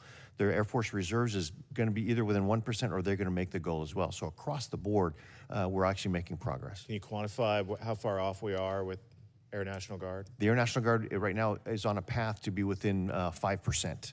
Yeah, I get that. I got to get the exact what that raw number turns out to be, but they're within 5% of their goal. Secretary Kendall, do you have any advice on what we can do to fix that, the Air National Guard recruitment numbers? No, we've been working this very hard ever since we started realizing we were going to be below our target year before last. I'm going to give General Allvin a lot of credit. He ran a task force as the Vice Chief of Staff of the Air Force that addressed an awful lot of these issues. We also just put more resources at it. We have increased in our 25 request, we're increasing the amount of money for the Guard for recruiting. A lot of what we're seeing is just lack of familiarity with the military. People don't have the same exposure they once did. So we're trying to reach out and get into communities much more, make people understand what we offer. I think there's some misperceptions about that we're trying to fight against. I've never been terribly concerned about this because I've always felt that we had management tools at our disposal to address the problem, and if we just put more resources on it and were thoughtful, we were going to work our way out of it. And that's exactly what's been happening. So I'm reasonably comfortable with, I'm very happy with the progress we've made, actually, particularly with the active and the reserve, and the Guard's not very far behind. I think we're going to be okay on this. Secretary, has the Air Force ever intentionally prevented itself from recruiting from children of military families or service members, veterans? Has that ever been an intentional Not that I know part of. of I mean, Air Force recruitment? a lot of our people come in because they've experienced the military through their family life. So I think we have a fairly significant proportion of people that come from that background. We encourage that. Yeah, you would agree, General? Absolutely. The biggest source of military recruitment are the children of military Absolutely. families. That's right, Congressman. So thank you. I yield back. Before I go to the next member, I want to pause and recognize the presence of one of our former colleagues, former chairman of the Strategic Forces Subcommittee, and my friend Jim Cooper of Tennessee. Welcome back, my friend. Good to have you. Mr. Kim, you're now recognized. Thank you, Mr. Chair. Good morning. Thank you all for coming on out. As I was reading through your testimony, your joint testimony, you all emphasized and pointed out just the development of hypersonic missile capabilities by both China as well as Russia. I guess I just want to ask you, are we prioritizing enough hypersonic defense capabilities and the development of those? I mean, when we're seeing that rise, I know we are investing in our own capabilities when it comes to hypersonic, but what about the defense side of things? I'm trying to get a better understanding of where we're scaled to given this very concerning rising threat. Defense against hypersonics is important to us because there are a lot of hypersonic weapons potentially targeting our air bases in particular. The responsibility for that largely falls on the Missile Defense Agency and on the Army. What we are doing to contribute to that, in particular, is our space-based missile warning system that we're deploying, which will support an overall architecture of hypersonic defense, particularly against some of the intermediate and longer range threats. And General Saltzman could address what we're doing there. That's moving forward pretty quickly. I understand that the Army recently our MDA has recently awarded a contract, or is about to, for an interceptor that will be more capable against some of these targets. So that's a work that I don't think is moving quite as fast as we'd like to see in an ideal world. Yes, sir. About $3 billion in FY25 devoted to what we're calling the proliferated warfighter space architecture. And it's not just that we're putting more sensors up. Those sensors are more capable and actually give us some tracking capabilities.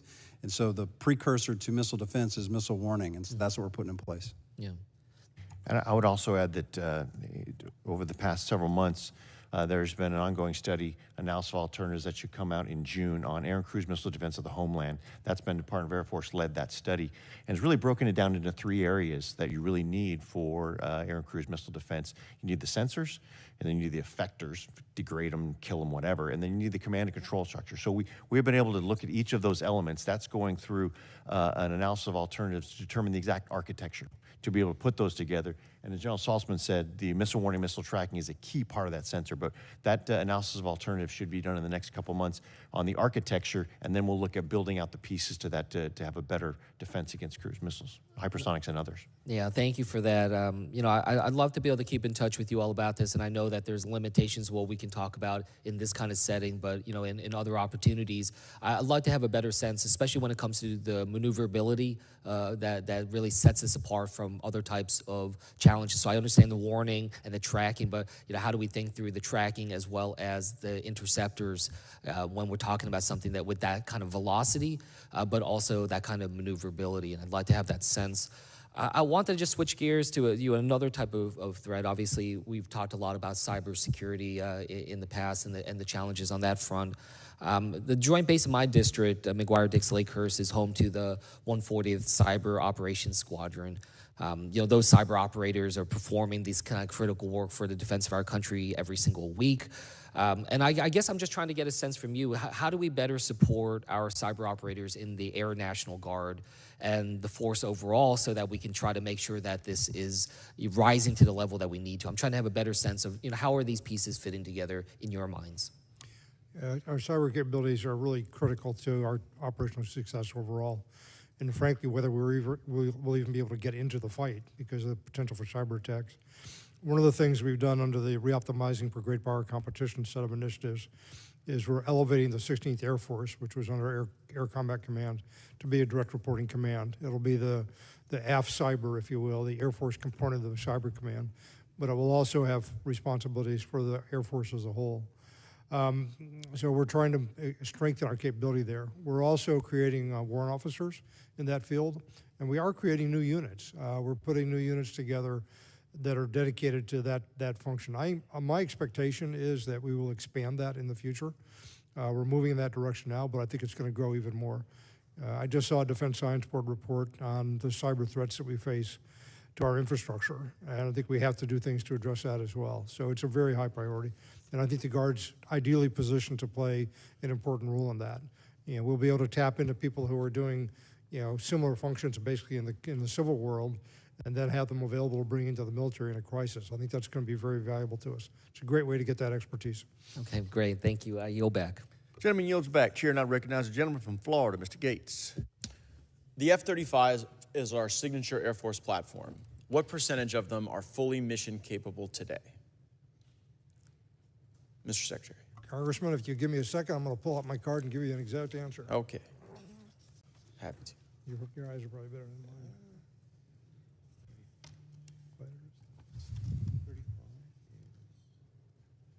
55% is the number we have for operational availability. Full operationally capable. 55% for Is operational that, availability. do you think that's a good number or a bad number? I think that's not a good number. Failing. I wouldn't put it quite in that category. A D? I'd ask General Allvin to comment on that. It's a number we'd like to see something. Yeah, well, the closer reason to- I ask is because we got testimony that is a little contrary to that. Lieutenant General Schmidt, head of the F-35 program, gave testimony to the TAL subcommittee at HASC, and that testimony was that as of February of 2023, so a little over a year ago, only 29% were fully mission capable. I think we need to talk the difference between operational availability and mission capable. Okay, so how many are fully mission capable today? I do not have that number, but I would not dispute what the JPO has in front. And I would look 29%, so fully mission capable, 29%. You have no basis to dispute that, but you don't really know if it's true or false. I have no basis to dispute it, but I would like to. So you would agree that 55% is like a D, that 29% is definitely failing, right?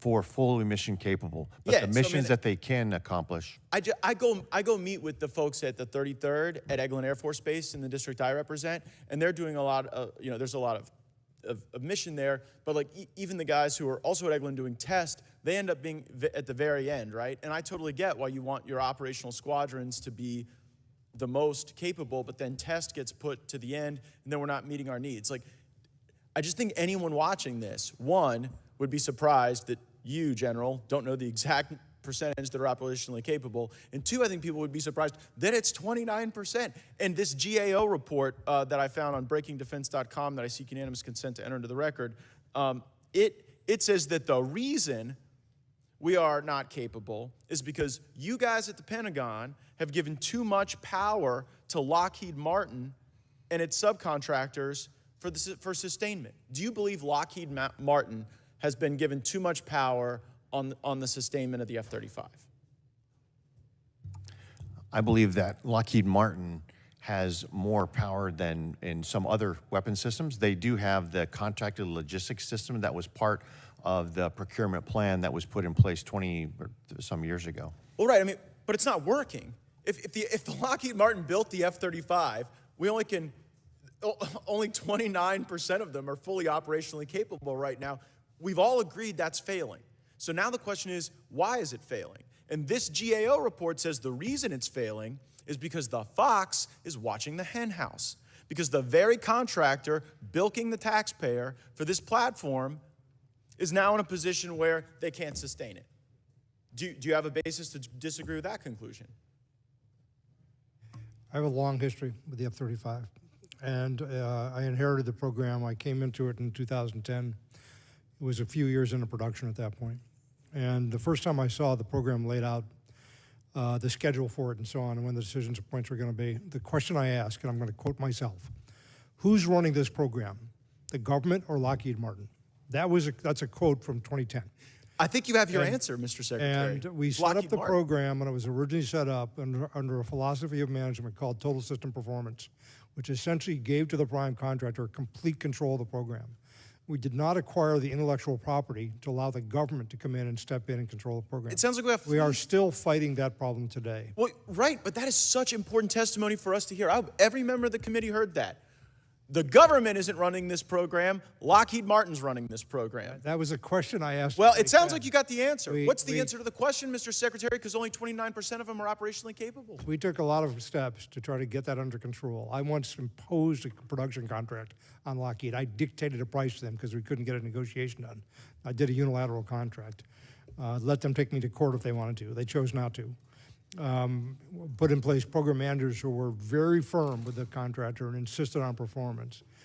We've had some conversations with the current head of the JPO, and we've had conversations with the CEO of Lockheed. I appreciate those conversations. I've always found you to be the truth teller. You're always very honest with the committee and straightforward. The problem is the tail here is wagging the dog, and it's not going to get better unless there's accountability for the fact that their planes don't fly. I yield back. Gentleman yields back. Chair now recognizes the gentleman from North Carolina, Mr. Davis. Thank you, Mr. Chair. First and foremost, I would like to thank our airmen who have served us well in the 335th Fighter Squadron, kicked butt, defending our ally Israel over the past weekend, and I'm extremely proud of that. Thank you to our witnesses who are here today. Mr. Secretary, it's good to see you. In this fiscal year's budget, there's a plan for the Air Force to eliminate one fighter squadron from Seymour Johnson Air Force Base. We've been talking about this well over a year now, with many mixed messages along the way. There was a report requirement regarding the force structure rationale due to the Congress, due to the committee on April 1st, which we did not receive. We then moved forward to inquire about the report again, and I was anticipating, hoping to get the report by this meeting today, which we did not receive. What's causing the delay? The report's in final review and coordination. General Allvin and I have both looked at a final draft. We should have it to you very shortly. Mr. Secretary, if it's in final draft, we're hitting print on the page here, the computer, whatever we're doing, can you share with us, since it's on the way, what criteria has been used to determine taking away a squadron at Seymour Johnson Air Force Base? It's a longer conversation about the mix of the fighter force, the cost effectiveness of every element, the set of capabilities we have to have, and the cost of any modernization that would be required to keep the aircraft current. And then, of course, total resources available to the department. So we have for some time known we had taken. Well, Mr. Secretary, I look forward to seeing this report soon, really soon. And yes or no, do you believe when there's a required report and you're submitting a budget, that the report maybe could help inform us? I do agree with that. You'll have the report very shortly. A loss of 520 jobs at Seymour Johnson Air Force Base would have a tremendous impact on our community in eastern North Carolina. Most of the counties in our state are ranked Tier 1 counties, which are the most economically distressed. Congress has told the Air Force to modernize. I get it. If we can still uphold our national security interests in investment decisions, then should we consider, I'm just asking, should we consider the impact of the decisions on the local communities? We do consider that impact when we make these decisions. How was that considered in this process? Well, we try overall to minimize those impacts. Unfortunately, sometimes they're unavoidable. Can you tell me the median income in Wayne County of Seymour Johnson Air Force Base? I cannot, Congressman. You don't know? Do you realize this is one of the most impoverished counties in the state in eastern North Carolina? In a region, our congressional district, we're 421 median income. I look forward to seeing that report. Are there alternatives when we look at what you're rolling out here to bring other missions to Seymour Johnson, to replace the jobs that'll be lost, to take care of the impact of this community? At this time, I'm not aware of an alternative. We have looked for that. We try to do that. Mr. Secretary, do you care about this community? Of course I do, Congressman. Can you tell me then the plan that is in place to consider the impact for any alternatives that you can bring to this community? When we do these decisions, we look at a range of alternatives, and we try to do everything we can to protect the interests of the community. But I'm asking clearly to you right now, what's the plan for just considering to roll out, looking at alternatives for this community? Whenever there's an adjustment like this, we try to work with the community to make it as painless as possible. Yeah. What efforts have taken place in this community right now? This is the first I've heard there was any effort to reach out to the community. Yeah. Can you tell me specifically? I'd have to get you that for the record. Mr. Secretary, I can tell you this. I love the Air Force. I served in the Air Force. I take great pride in my service in the Air Force. And I believe you know that. But I also believe that if we can maintain our national security interests, we really have to look hard at the decisions that are being made. And I'm not satisfied today with your answers. I yield back, Mr. Chair. The gentleman from Florida, Mr. Waltz, is recognized for 5 minutes. Thank you, Mr. Chair. Mr. Secretary, I was struck by a statement you just made, and I just want to touch on Representative Gates's concern about readiness. I'm the chairman of the Readiness Subcommittee. I mean, I understand there is a quality over quantity argument. But the basic issue is if they can't fly, that is a strategic failing on our part. And I think the Pentagon has become so focused on, I know it's a balance, I know there's a pendulum swing, but on making these kind of handmade, bespoke, high-tech Ferraris, but sometimes you need a fleet of pickup trucks. And you certainly need, whether they're Ferraris or pickup trucks, that can operate in the desert and can operate out in the corrosive environment in the Pacific. So let's talk about some of your pickup trucks. The Air Force owns and operates DOD's largest fleet of commercial derivative aircraft. They use commercial parts. This, Mr. Secretary, is a bag of bushings. This bag of bushings, stamped out by machinists, they need a high school diploma. It's not anything high tech about this. All of this bag is compliant with the FAA specifications. How much do you think the Air Force pays for this bag of bushings? I don't know, Congressman. $90,000. This is a $90,000 bag of bushings that you need for any jet turbine engine. just to operate. So the exorbitant cost due to DoD only buying commercial parts from the OEMs, which is essentially sole source, is literally driving us out of business. I mean, the interest on our debt alone is now exceeding, for the first time in American history, the entire defense budget. We can't afford it anymore. So with FAA compliant parts, you cut the cost in half or even more. So my question is, why can't, these are commercial birds out there. By the way, it has all kinds of implications for contested logistics when you can access commercial parts in the middle of a war, potentially in the Pacific. Why can't we use FAA compliant? It's the safety standard leader in the world. Why can't we do that? I don't know a reason why we couldn't. I'm familiar with some of the issues you're trying to raise here from my previous position. Yeah, I know you are. That's why I'm asking you. Yeah, Defense Logistics Agency used to report to me. That's where we do a lot of our parts acquisition. And we had an issue when I was there with people gouging us, basically, charging us too much for parts. And we ended up, I think, in court over it. What can we, just in the interest of time, Secretary, come back to us? How can this committee help you fix that?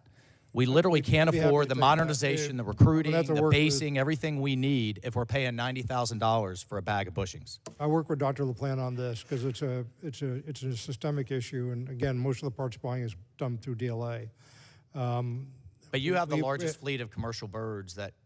Well, right?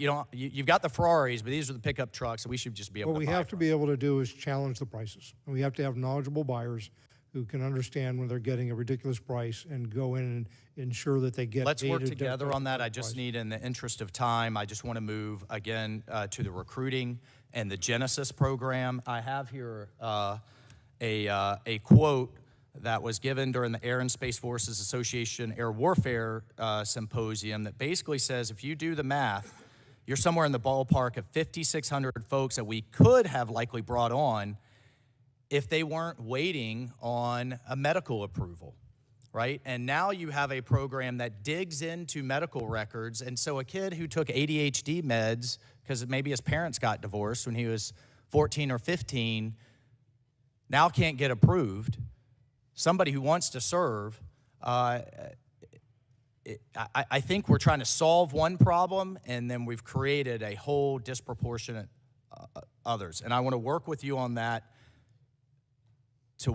Let's fix the Genesis system and how it is affecting you. And then just in my question remaining, you are the only service that in your proposal proposed a cut in junior ROTC in high schools.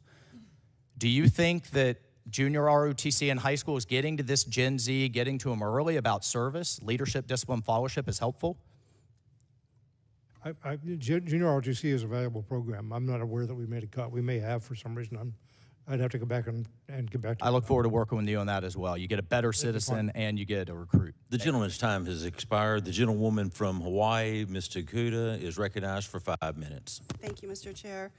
Last summer I had the privilege of traveling to Japan, Okinawa, Taiwan, Guam, and the Philippines with the chairman and ranking member and many of my colleagues on this committee. And of course, we made our traditional stop in Hawaii. During that stop, however, I was surprised by a briefing on the unacceptable state of the Hickam ramp and the continued challenges the Hickam side of Joint Base Pearl Harbor Hickam experiences as part of their joint basing relationship with the Navy. From what I understand, the Hickam ramp is in an unacceptable state that reflects years of budgetary neglect, and the cost of getting it back to operational readiness is jaw-droppingly high. I know that the Air Force and the Navy have had many conversations about the right path forward since last summer. We got an update from your team about the latest developments, and it seems like there is a lot still to be determined, and we're just shy of 1 year since this issue was first raised to this committee's attention when we were on site. I am concerned, however, given the focus on quickly reoptimizing for great power competition, that the necessary maintenance and improvement to the Hickam ramp does not appear to be in the fiscal year 2025 budget request or in the unfunded priorities list. Mr. Secretary, am I looking at this right? If this is a priority, where is it? And if so, would you please explain to me how the Air Force is working to address these issues with the Hickam ramp, and who's going to pay to fix this problem? Thanks for your question. General Allvin and I were just there and got a chance to look at the condition of the ramp personally. The team there has laid out a good plan to move forward, and we have had a lot of discussions with the Navy. The Navy has funded upgrade to the ramp. My understanding is that there's $379 million in the period starting in 25 through 30 to fix the ramp and connecting taxiways. So that's budgeted and programmed, as I understand it now, and I'll just verify that to make sure it's correct. Yeah, that's what we understand with the Navy doing that. But we also, to the Secretary's point, we talked to the Airfield Authority. You know, Colonel Obianca there gave us a fairly in-depth brief about what needs to be done. And now, so we're following up on that trip to be able to ensure that we continue to work with the Honorable Chaudhry, our Installations and Environment Assistant Secretary of the Air Force, has been really driving this hard with his Navy counterpart. But now, understanding if there are other memorandums of agreement to where we can have different authorities to make sure we can help control the pace of how that ramp gets fixed, we're going to do that. So when can we anticipate operational readiness based on your conversations with the Navy, just given, you know, our proximity to the Indo-Pacific, our strategic role that we play? It's very concerning. I think it was concerning for the leadership of this committee to see the condition of the ramp. So when do we expect operational readiness to be in place? Well, again, this is military construction, so the military construction has to have the planning and design, get to 35% planning and design. It needs to get to 35% planning and design before I could even consider putting it on my unfunded priorities list. So it is going through that process now with the Navy, and we're going to look at how fast to move it based on the maybe the sequencing and the phasing of the design and the MILCON. But that's us working with the Department of the Navy. Well, my humble suggestion is to pick up the pace in terms of the urgency, because if we truly want to be ready in the Indo-Pacific, you cannot have conditions like this existing. So thank you for that, and we will continue to be in conversation with you and the Navy about this. You know, I think the issues with Hickam are illustrative of a broader, quite frankly, set of infrastructure sustainment challenges in the Indo-Pacific, and the reality of distributed operations requires relying often on infrastructure in less than ideal conditions, all in a non-permissive, contested environment. And so, Mr. Secretary, how is the Air Force managing and adapting to the risks inherent in infrastructure sustainment challenges in the Indo-Pacific? Yeah, General Allvin, I got to see a lot of that firsthand. We visited Tinian, which is one of our hubs, our spokes rather, our more remote bases that we're in the process of clearing and repaving so that we can use that strip. Under the operational imperative initiatives from 2 years ago, which the committee supported and were funded starting largely in 24, we do have a lot of money allocated to this purpose, upgrading our facilities in the region so that they can support the operational concept we have, agile combat employment. So we're moving forward. We're not moving as fast as I would like to, I think, as you would either. We are moving forward on that a set of initiatives designed to address those problems. We're well aware of them. Thank you, and I know I'm just about to run out of time, so I will put this in as a question, but I would like for you to expound a bit. In your posture statement, you talked about challenges imposed by the Fiscal Responsibility Act, especially in the procurement and research and development, and I would like for you to just talk a bit more and elaborate on how those budgetary constraints also impact investments in infrastructure sustainment. So Gentley's submit time that for the expired. Chair now recognizes the gentleman from Texas, Mr. Jackson. Thank you, Mr. Chairman. Thank you for our witnesses for being here today. I appreciate your time.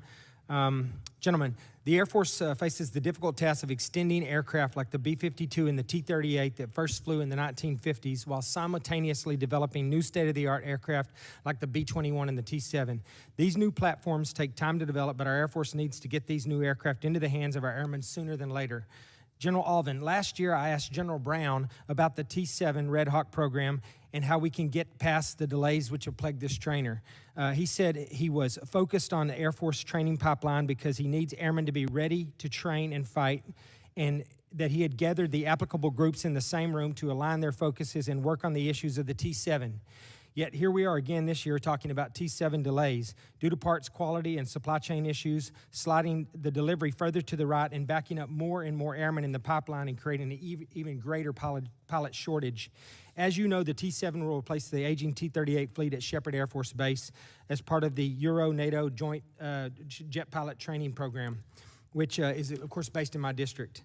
This problem isn't only going to affect the U.S. Airmen, is my point here. Our NATO allies that participate in pilot training in Wichita Falls are very concerned about the impacts on their militaries as well. We have a responsibility to get this right, and it seems like this issue isn't getting the attention it needs from the Air Force, in my opinion. The original initial operational capability for the T-7 was supposed to be this year, 2024, but now the Air Force is looking at the second quarter of FY28. General Allvin, I'm going to ask you the same question I asked General Brown last year. What is the Air Force doing to overcome these delays and help our industry partners get the T-7 to bases like Shepherd Air Force Base more quickly, and how are we ensuring that we end this never-ending cycle of bad news on our new platforms like the T-7 trainer aircraft? Can you commit to me here that we will get these jets to Shepherd Air Force Base as quickly as we possibly can? Congressman, I'll start with the end one. Yes, as soon as we possibly can.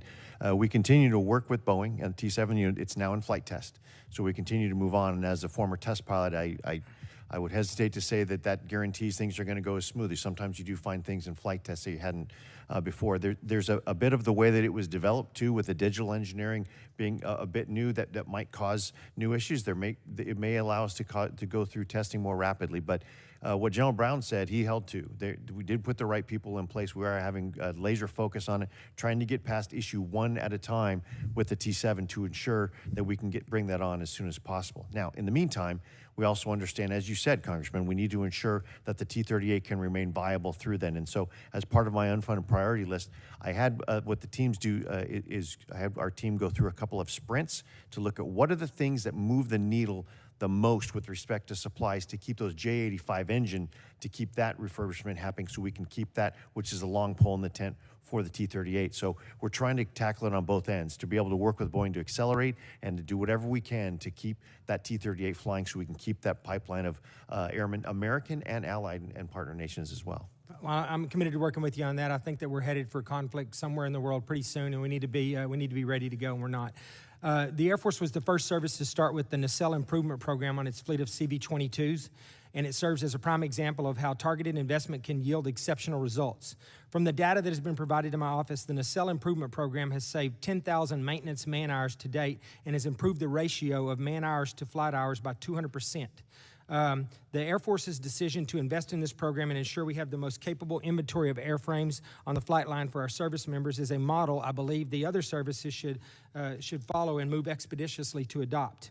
While improving the quality of aircraft for the service member, it's also saving crucial resources at a time when budgets are going to be heavily constrained.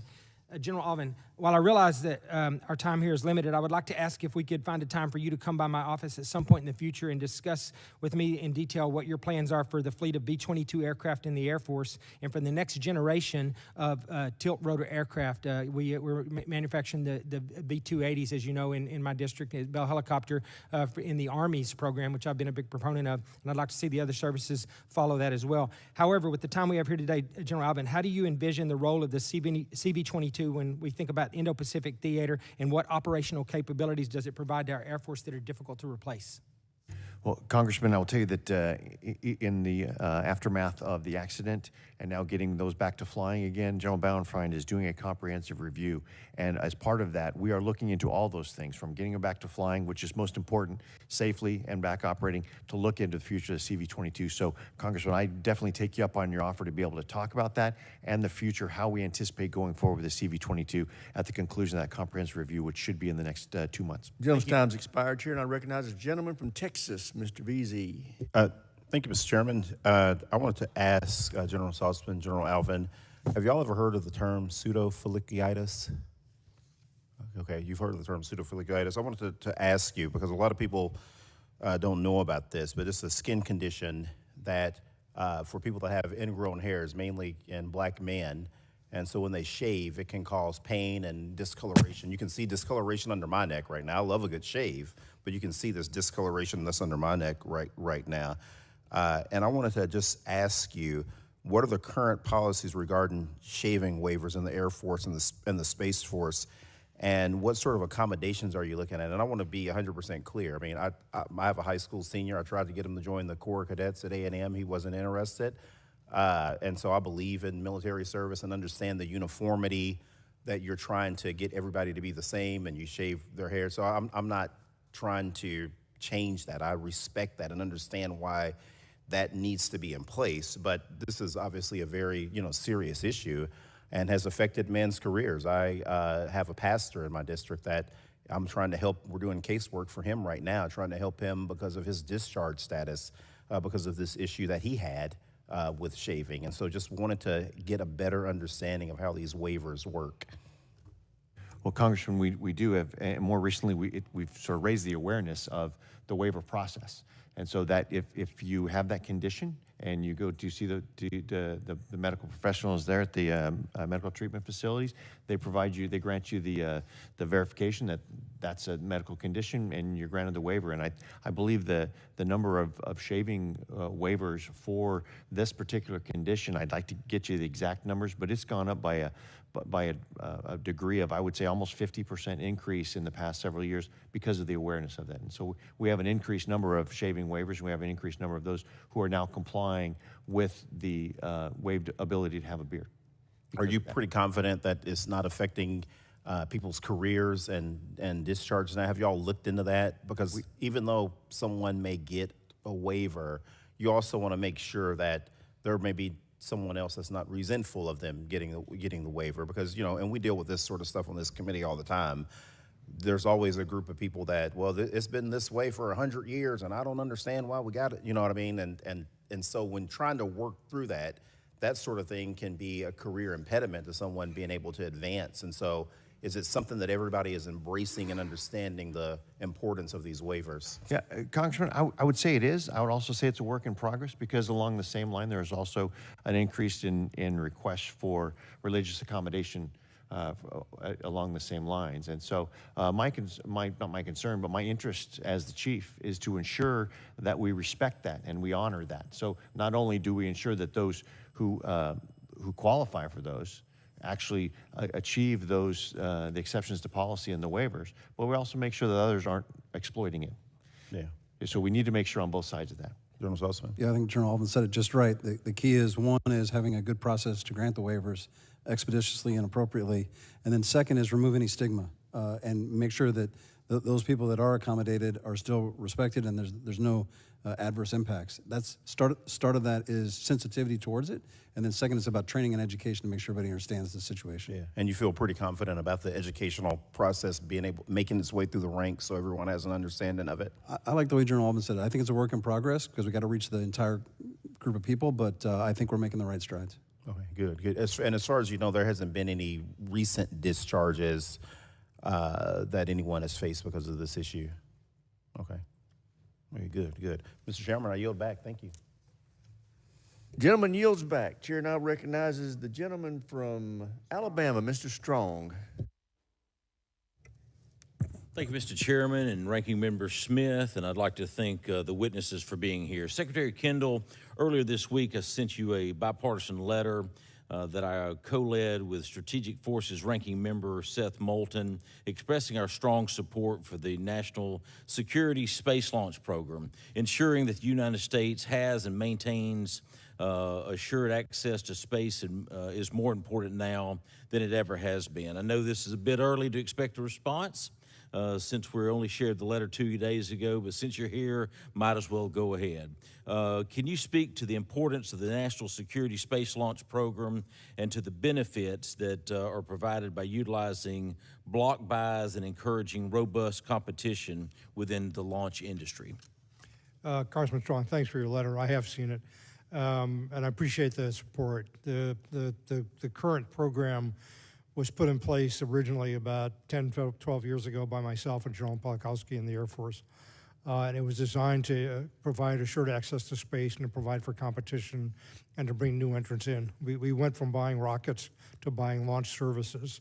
And the thing that has happened over those years includes the emergence of more launch providers that we can tap into. So General Saltzman outlined that earlier. The phase 3 that is currently in competition is designed to open up the aperture even more and to take advantage of that. And the savings have been huge. The competition that has happened has allowed us to bring in new entrants and force prices down. It's helped to encourage a lot of innovation, and it's taken advantage of what's been going on in the commercial world. So I think that the program overall has been a huge success. Thank you. North Alabama is proud to host several companies which contribute to the success of the NSSL, including Blue Origin, along with just refurbished the historic Apollo test stand 4670 at Redstone Arsenal.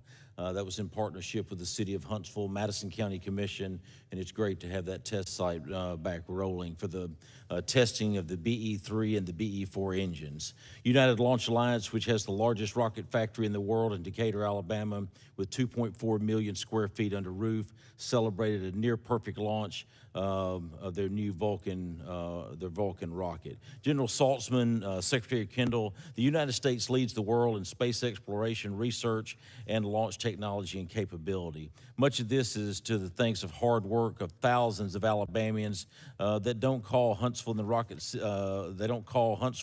Rocket City for nothing.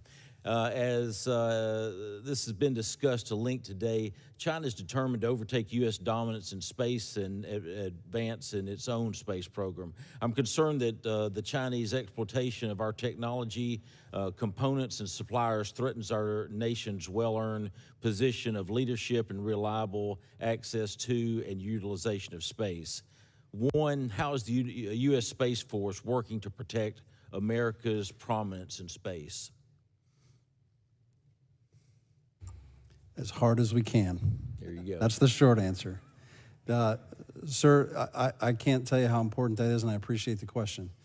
We see the execution of space capabilities as vital to not only the U.S. military, but our broader economic interests in the country as well, and to those of our foreign partners. But we are now in a contested domain, and we have to think about it differently. So what used to be relatively simple to assure in space is now complicated. So we are building more resilient architectures to account for the fact that space is contested. Secondly, our adversaries are using space against us and threatening the joint force, something I can't stand for. And so we're working hard to put counterspace capabilities in place to deny our adversaries those advantages. Thank you. How are we protecting against U.S. intellectual properties from being stolen and used against us? Is there anything in place to stop or hold U.S. companies accountable for taking adversary investments or succumbing to adversary influence? The short answer is yes. There's a CFIUS process that I think you're familiar with, which reviews any business deals that involve acquisition of U.S. companies, particularly by possible hostile ownership. We also use contractual obligations to protect intellectual property, and we require cybersecurity protection by companies that we deal with to a certain level to ensure that their property is not as easily stolen. We're under assault, basically, by China in particular, but also to a certain degree by Russia and others to acquire our intellectual property. It comes in the form of cyber assault, it comes in the cyber attack, and it comes in the form of acquisition of companies to acquire the technology. It comes in the form of illegal ways of buying through third. Gentleman's time's expired. Chair now recognizes the gentleman from New Mexico, Mr. Vasquez. Thank you, Mr. Chairman. Thank you, Secretary Kendall and General Saltzman and Allvin for taking the time to be here today with us. I have the privilege of representing New Mexico's 2nd District, home to Holloman Air Force Base in the 49th Wing, where we train the next generation of F-16 fighter pilots and MQ-9 operating crews. Now, I'm not going to ask you directly about this, but I did just want to bring this issue up with you today, and for the record, that we recently lost over 50 MQ-9 contractors that are part of the pilot training program, and we have heard conflicting reports both from base leadership and from the MQ-9 contractors who are former Air Force pilots themselves about the operational readiness of the MQ-9 program as it stands today at Holloman Air Force Base because of the loss of some of this this potential contract that was not renewed, which we are still fighting for. So I want to bring that up to your attention. Holloman is also home to the high-speed test track. It's one of the Department of Defense's most valuable tools to test and evaluate hypersonic weapons. In March, George Rumford of the Test Resource Management Center testified before this committee and spoke about the questionable future of the 70-year-old asset that was originally designed to test airplane ejection seats. He told us, quote, "If we're really going to test hypersonics, we're going to need a new track capability in our nation." Base leadership at Holloman has also echoed a similar sentiment that the track is outdated and a new one is needed to meet the testing demands of the future. Secretary Kendall and General Allvin, the Air Force has considered proposals for the reconstruction, modernization, or complete replacement of Holloman's test track, but we're not seeing any traction. Could you provide us an update on what the Air Force's long-term plans are for the future of this test track? Yeah, we're aware of the importance of the track. Obviously, it is a very important asset, and there are concerns about its aging and its capabilities. The Test Resource Management Center for the Secretary of Defense, part of the Undersecretary of Defense for Acquisition Sustainment's office, is in the early planning phases about what to do about Holloman. One thing that's under consideration is a second track, which would have some features that the existing one does not. So it's under active review and consideration right now, but it's still in the early phases of doing that, I think. Thank you, Secretary, and I appreciate updates to our community in Alamogordo, Doña Ana County, and Otero County as to the future of the track itself, in particular, because it impacts jobs in the community, but also, obviously, with the emphasis and the budget request for hypersonic testing, we want to know if we're going to be part of the solution to test these weapons in the future. Secretary Kendall and General Allvin, given Holloman's ability to conduct control and competitive and repetitive hypersonic testing, what would it mean for the department to lose access to this track? It's an important research capability for us. General? I concur. It's one of those that we certainly anticipate using into the future, needing hypersonic tracks and those high-speed tracks. We're not going to be going slower. Thank you, General. With my remaining time, I want to focus on housing issues at Holloman Air Force Base. Now, we were proud to secure a 6% increase in housing allowance from 2023 levels for service members at Holloman, but rural communities like Alamogordo continue to face challenges to meet our housing demands. Now, I recently heard from base leadership that despite the improvements ongoing at Holloman, we're still facing a housing shortage of about 1,100 people. Does the Air Force have plans to increase collaboration with the city of Alamogordo, with local nonprofits, and with other entities to construct additional housing? And if not, what steps are you taking to address this issue to make sure that the readiness of our airmen and women and their families is met with the dignity that they deserve to have adequate housing? We'll work with the community to address that concern. I don't know that that's happened yet. I was not aware of the problem at Holloman and or at Alamogordo specifically. There is a housing requirement to market analysis going to be conducted this summer. And I think we can use that as a basis by which to move forward with the community. Thank you, General. Thank you, Secretary. I look forward to working with you on those issues and continuing to work with the base leadership at Holloman to make sure that I continue to be their advocates and bring these issues to your attention. Mr. Chairman, I yield back. Thank you. Gentleman yields back. Chair now recognizes the gentleman from Texas, Mr. Luttrell. Thank you, Mr. Chairman. Good morning, everyone. And thank you greatly for your service. General Allvin, this might be for you or for the Secretary. I'll talk about the A-10s, which I don't know if that's a source of contention with you guys, but I'm a big fan of the A-10 platform. And if I'm reading it correctly, we went from discontinuing the plane in the 2030s, late 2030s to 2028, correct? Is that a fair statement? Yeah, I don't think we ever had it late in the 2030s, but yeah, it currently is by the end of 28.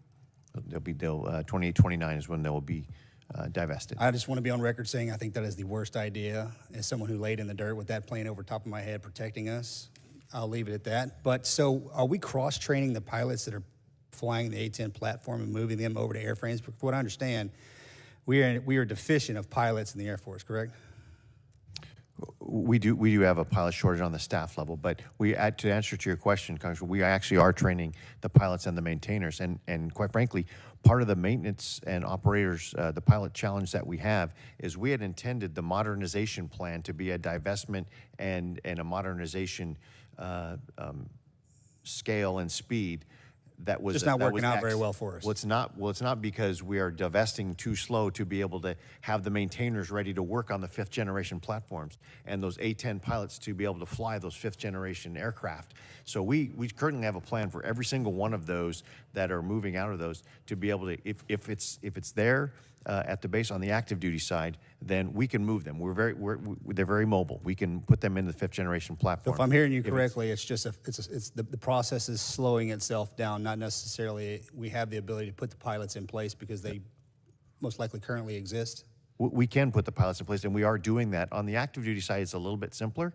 On the guard side, because they are sort of fixed to their location, they will have to transition to the flying platform that replaces the A-10 there. But we have a plan for. We are not planning on having any of those pilots or operators go unused. Okay, Mr. Secretary, you coming down to my state here in the very near future? I'd be delighted to. I thought you were going down to Texas A&M to see the hypersonics capabilities. I'm headed to A&M tonight. Tonight? Mhm. So you are coming? I'll be there tomorrow. Okay. Well, I'm excited to, if you wouldn't mind, I'd like to meet with you after the fact to get your thoughts on what Texas A&M is doing in the hypersonic in that space. It's, I think none of us in here are strangers to where we need to be when it comes to hypersonics. I'm happy to talk to you about that. Yes, sir. Can I talk to you about the crypto modernization issues that we're having in the Air Force? And if I'm correct, we're about a decade behind. Can you give me some? We're behind. Can you create a warm and fuzzy for me that we are moving properly, and that this isn't going to be a problem? Because I'm going to transition into General Saltzman. Sir, I did not mean to crash your office yesterday. It was great to meet you unexpectedly, but it's good to see you again today. Secretary, go ahead. I think if you get into details, you get classified pretty quickly on crypto modernization, but it was not prioritized, I'll put it that way, for quite a few years while we were engaged in counterinsurgency and counterterrorism operations. Just wasn't important at the time. So we got behind. Recognized that about 2 years ago. General Brown and I addressed it, and we've been funding crypto modernization, I think, at a robust rate since then. We were most likely going to catch up, so we don't have to have this conversation in the next couple. Well, we need I to get get reelected. We're not going to have this actually, conversation in 3 years. Well, I hope not. We need to actually get to the next round of crypto modernization because the threat's getting more troublesome over time. Is there a good communication between the Air Force and the Space Force with the Secretary by, with, and through, so the Space Force won't have these issues that the Air Force has kind of collected over the past decade? I think I'll let my colleagues answer that question. I think we have a lot of close cooperation. We're in all the same meetings to make sure we understand exactly what the challenges are. We build our budgets together to make sure they're synchronized so that we can roll out the capabilities in a comprehensive way. Okay, I would just hate for us to walk into a dead end or fall on a sword when we don't have to. If we could take lessons learned not only from the Air Force but the other services. My mantra, Secretary, has been one team, one fight. Yeah, one team, one dream. I like it. Okay, thank you, sir. Thank you all. Mr. Chairman, I yield back. Before I go to the next one, I want to be able to say I got the chance to tour Texas A&M, their Bush Combat Development Facility. They're not only doing some really cool hypersonic research out there, but some directed energy research that's fascinating. I'm a big fan of that, and also the railgun. So there's just a lot of stuff at Texas A&M's doing. I've got a full day there. They're going to show me all that, I think. You'll come away impressed. It's pretty impressive. Now we have Mr. Horsford of Nevada is recognized. Thank you, Chairman Rogers, and to the ranking member for this hearing. Secretary Kendall, it's great to see you again, and General Allvin, congratulations on your recent promotion. I look forward to working with you in your new position. My district is home to Nellis Air Force and Creech Air Force bases, which combined host over 15,000 military members and thousands of families who call Nevada home. General Allvin, I've asked this question to Secretary Kendall and your predecessor, so I want to make sure I get your perspective on it as well.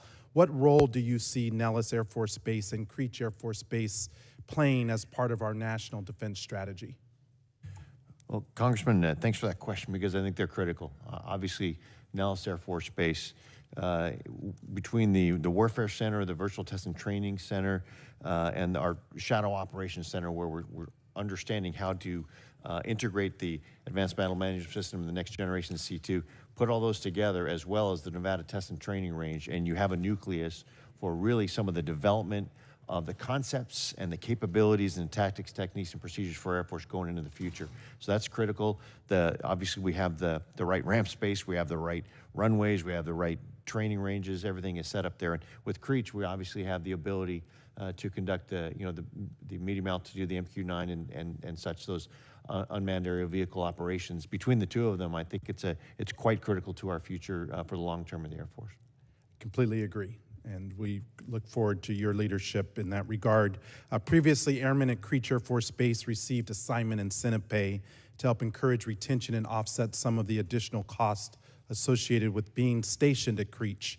Creech has submitted a new request for approval of assignment incentive pay, and it's my understanding that the Air Force is supportive of the request.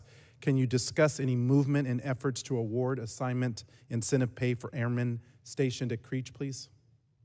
I'll have to get back to that, Congressman, because there is a process. If it's gone through the base, it comes up to the major command, and then comes up through the headquarters. Traditionally, those requests are made in association with undermanned units, not enough manpower there, but we'll certainly look at the requests coming through the base to the major command.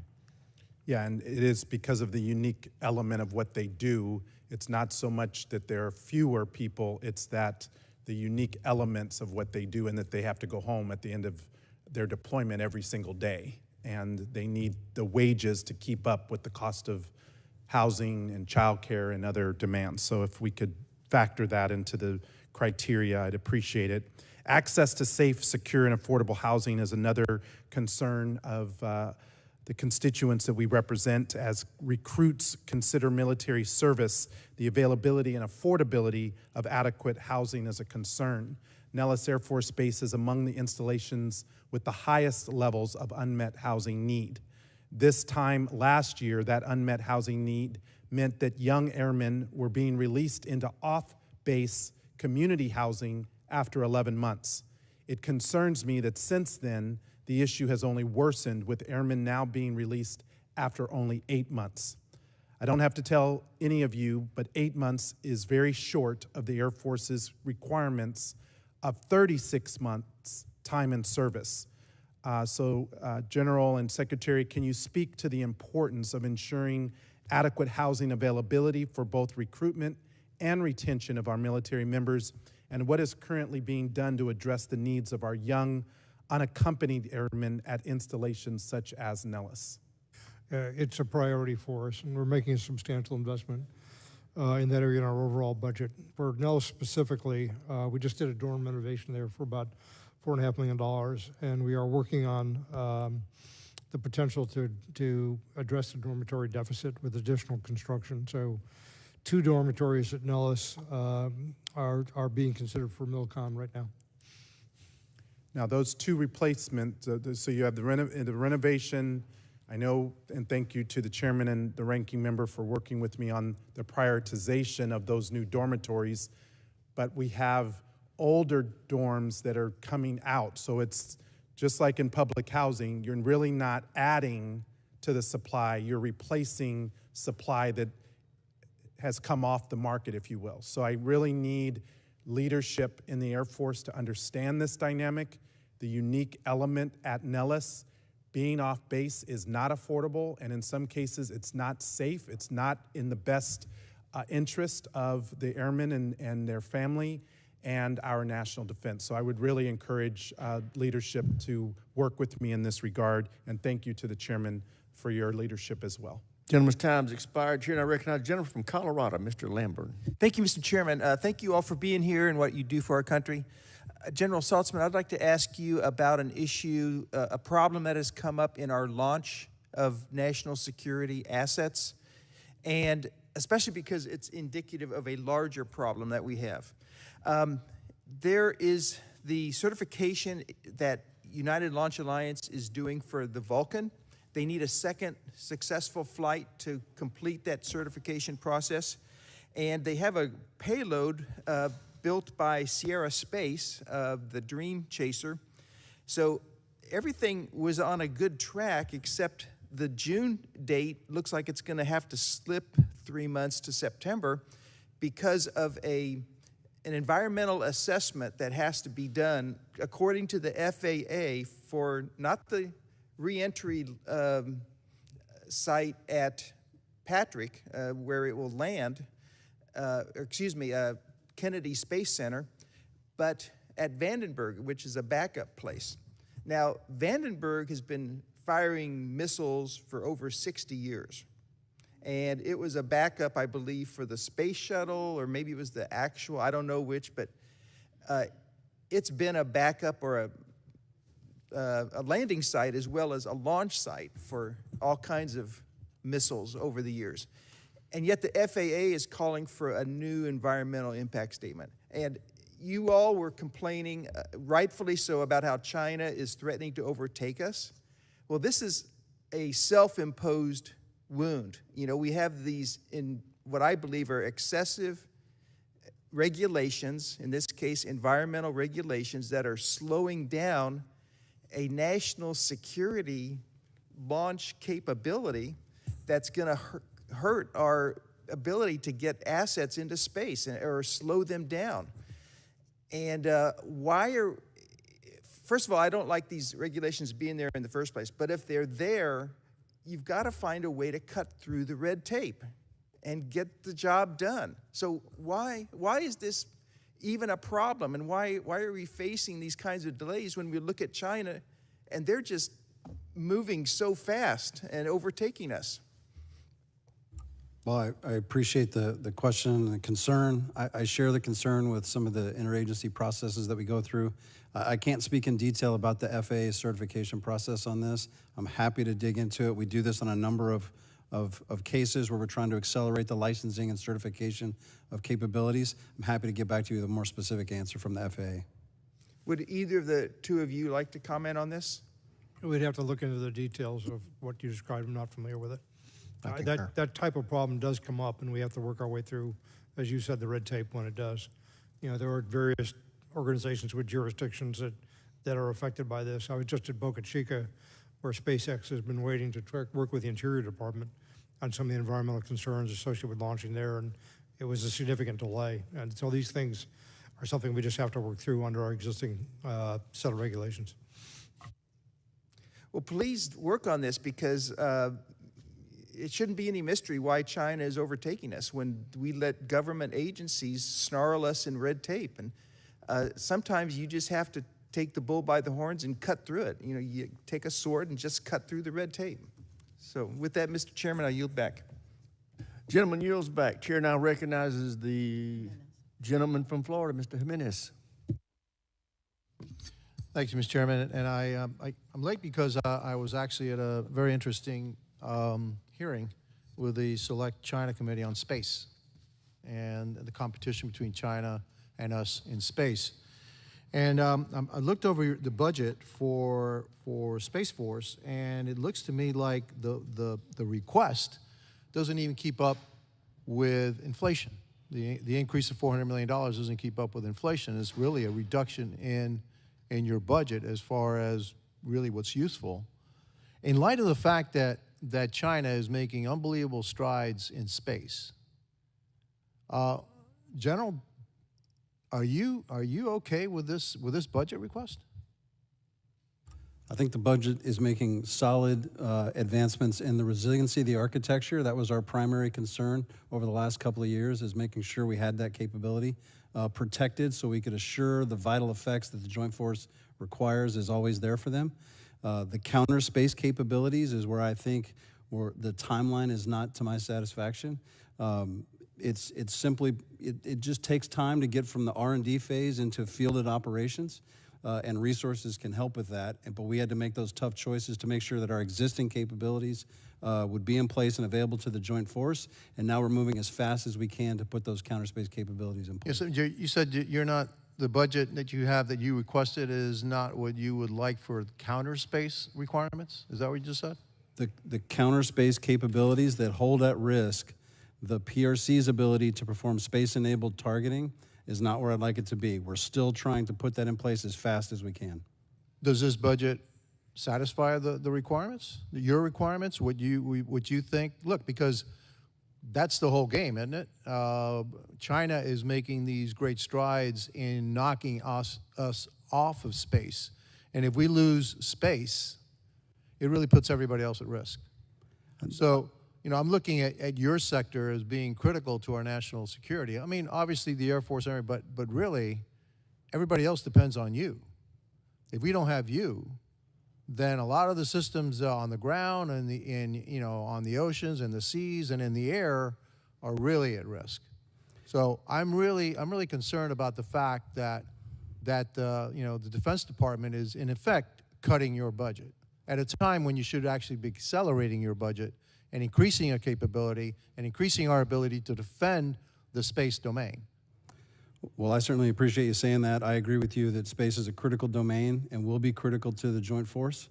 I think there were some hard decisions that had to be made based on the FRA constraints. I think we're doing everything we can to put those space capabilities in place as fast as possible. Well, I would hope that the chairman would take this in consideration and that we do something about it, because I'm not satisfied with the budget request. I'm not satisfied with the reduction in the budget at a time when China is making unbelievable strides in space. How many satellites do they have up in space right now, the Chinese? It's about 900. I mean, 900. How many did they have 4 years ago? Probably half of that. Okay.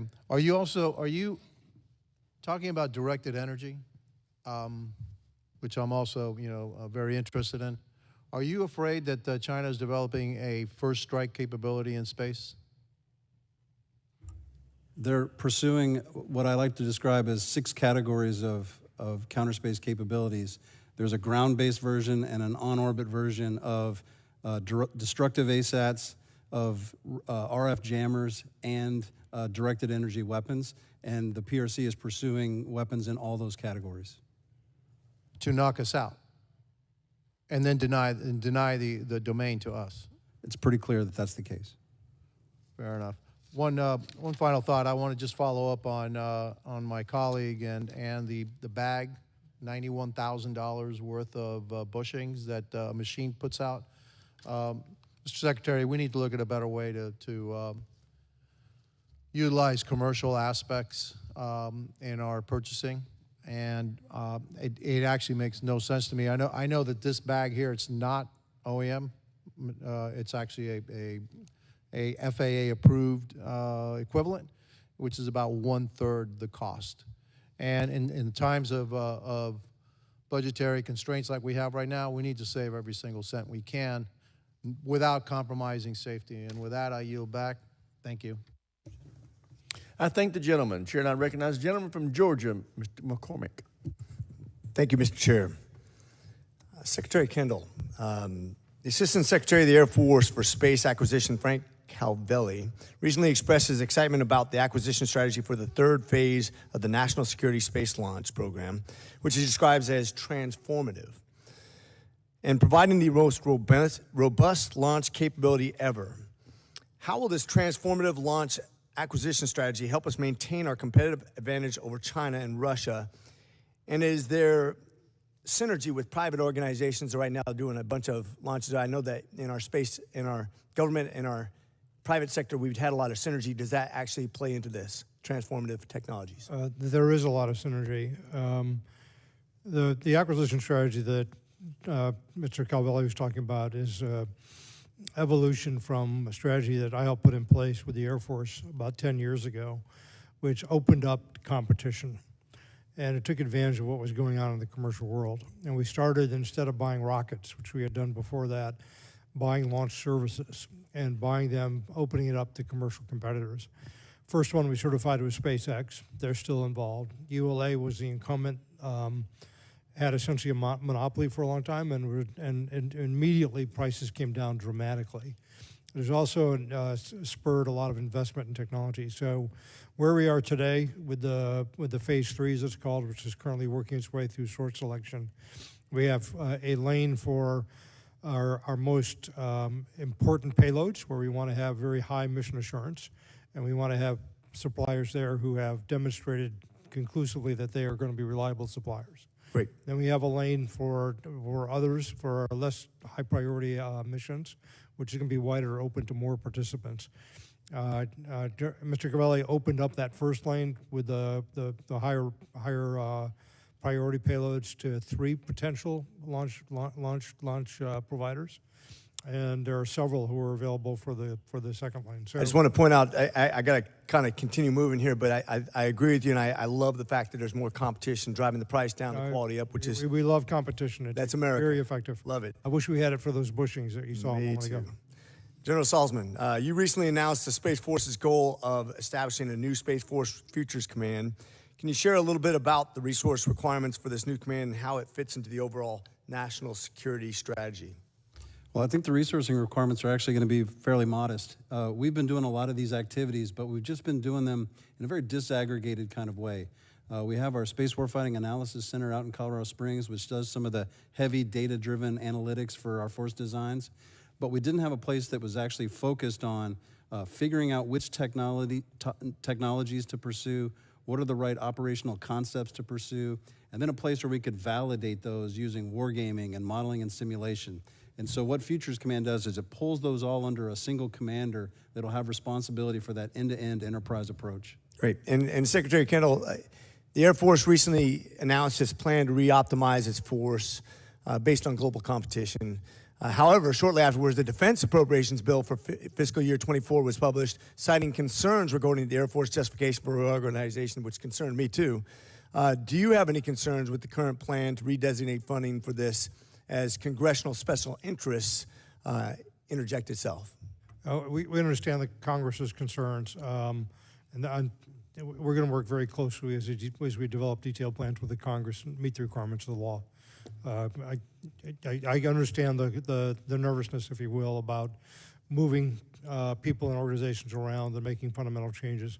We're going to try to avoid that. We're going to try to keep the costs to a minimum, but there will be some we're going to want to work with the Congress on that. So I don't have any problem with the provision in law that was enacted, and we're going to comply with it, and we're going to try to lean forward to work closely with the Congress so that there's plenty of advance notice about anything that we're thinking about doing. What's the biggest challenge in reconciliation between those two maybe conflicting viewpoints as far as moving forward and reorganizing in a way that's going to be effective? I don't see a fundamental conflict. We tried to communicate to the Congress what we intended to do before we announced our decisions.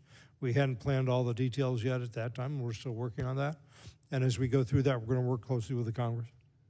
Great. And General Allvin, I'll talk to you offline. I'm almost out of time right now. I want to talk to you about your medical stuff since near and dear to my heart as a former Navy ER doc. We got some issues in the Air Force, but we'll talk later. Thank you. With that, I yield. Gentleman from Guam, Mr. Moylan, is recognized. Thank you, Mr. Chairman. Secretary Kendall, you provided our office with Typhoon Mawar recovery cost estimate. I thank you for that. And in the statement, there's approximately $1.3 billion in FSRM and $7.9 billion in MILCOM. I assume this covers base housing, and if so, the economic benefit for my constituents will be great, and it will reduce the Air Force reliance on local housing markets. That said, can you please elaborate on some of the specific housing projects that involved with this line of accounting? Congressman, I'm going to have to get back to you on the record for that. I'm not in a position to go into the details on that. What you just held up is our estimate for what we need to do as a result of Typhoon Mawar. General Allvin and I were just there, as you know, and we saw some of that damage firsthand. We were working within the department to put together a supplemental to try to address those issues. That we haven't been able to move that forward yet, but we hope we can still do that. Guam is a hugely important base to us. Anderson Airfield is very important to us. There were a lot of plans to increase the capacity and the resilience of the base. So we need to move forward on both of those fronts to get to where we need to be for such a critical hub in the Pacific. When those numbers come through, I'll be really interested to review. I appreciate that, and thank you for visiting the island as well. Next question, General Allvin. The University of Guam has an Army ROTC program, which has produced amazing officers and leaders who have positively impacted our island. That said, I wonder if there's any opportunity to expand an Air Force ROTC branch. Would you be able to speak on some feasibility of offering Air Force ROTC to our college students who attend the University of Guam?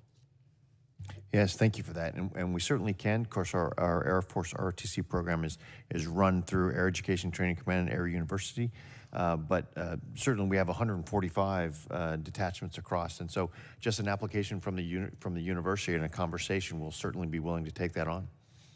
I'll let the President know that, and we'll send it your way. I appreciate that. Thank you.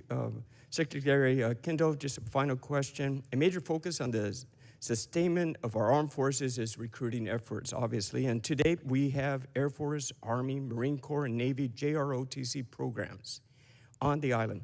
This leads to the patriotism of the people of Guam, but leaning back into the Air Force, can you briefly tell me about about Air University Flight Academy program tailored to the Air Force JROTC? And I believe I believe this will be a great program like this to provide extremely beneficial to the recruitment and sustainment of the future Air Force for our people of Guam as well. It's a program where people in Air Force JROTC can apply for opportunities to fly. We've had one person from Guam, I think, take advantage of this. It's been a few years since that was done. But it's a good program, and if you meet the requirements and so on, we'd be happy to include people from Guam and additional people from Guam. We have great skies over in Guam too, and little traffic, so that would be a great program for us as well. I thank you very much to the panel. Mr. Chair, I yield back. I thank the gentleman. I think the witnesses, as we have heard here today, there are many threats and challenges facing our nation, but I am confident that you gentlemen and the services you represent are up to the challenge. And with that, we are adjourned.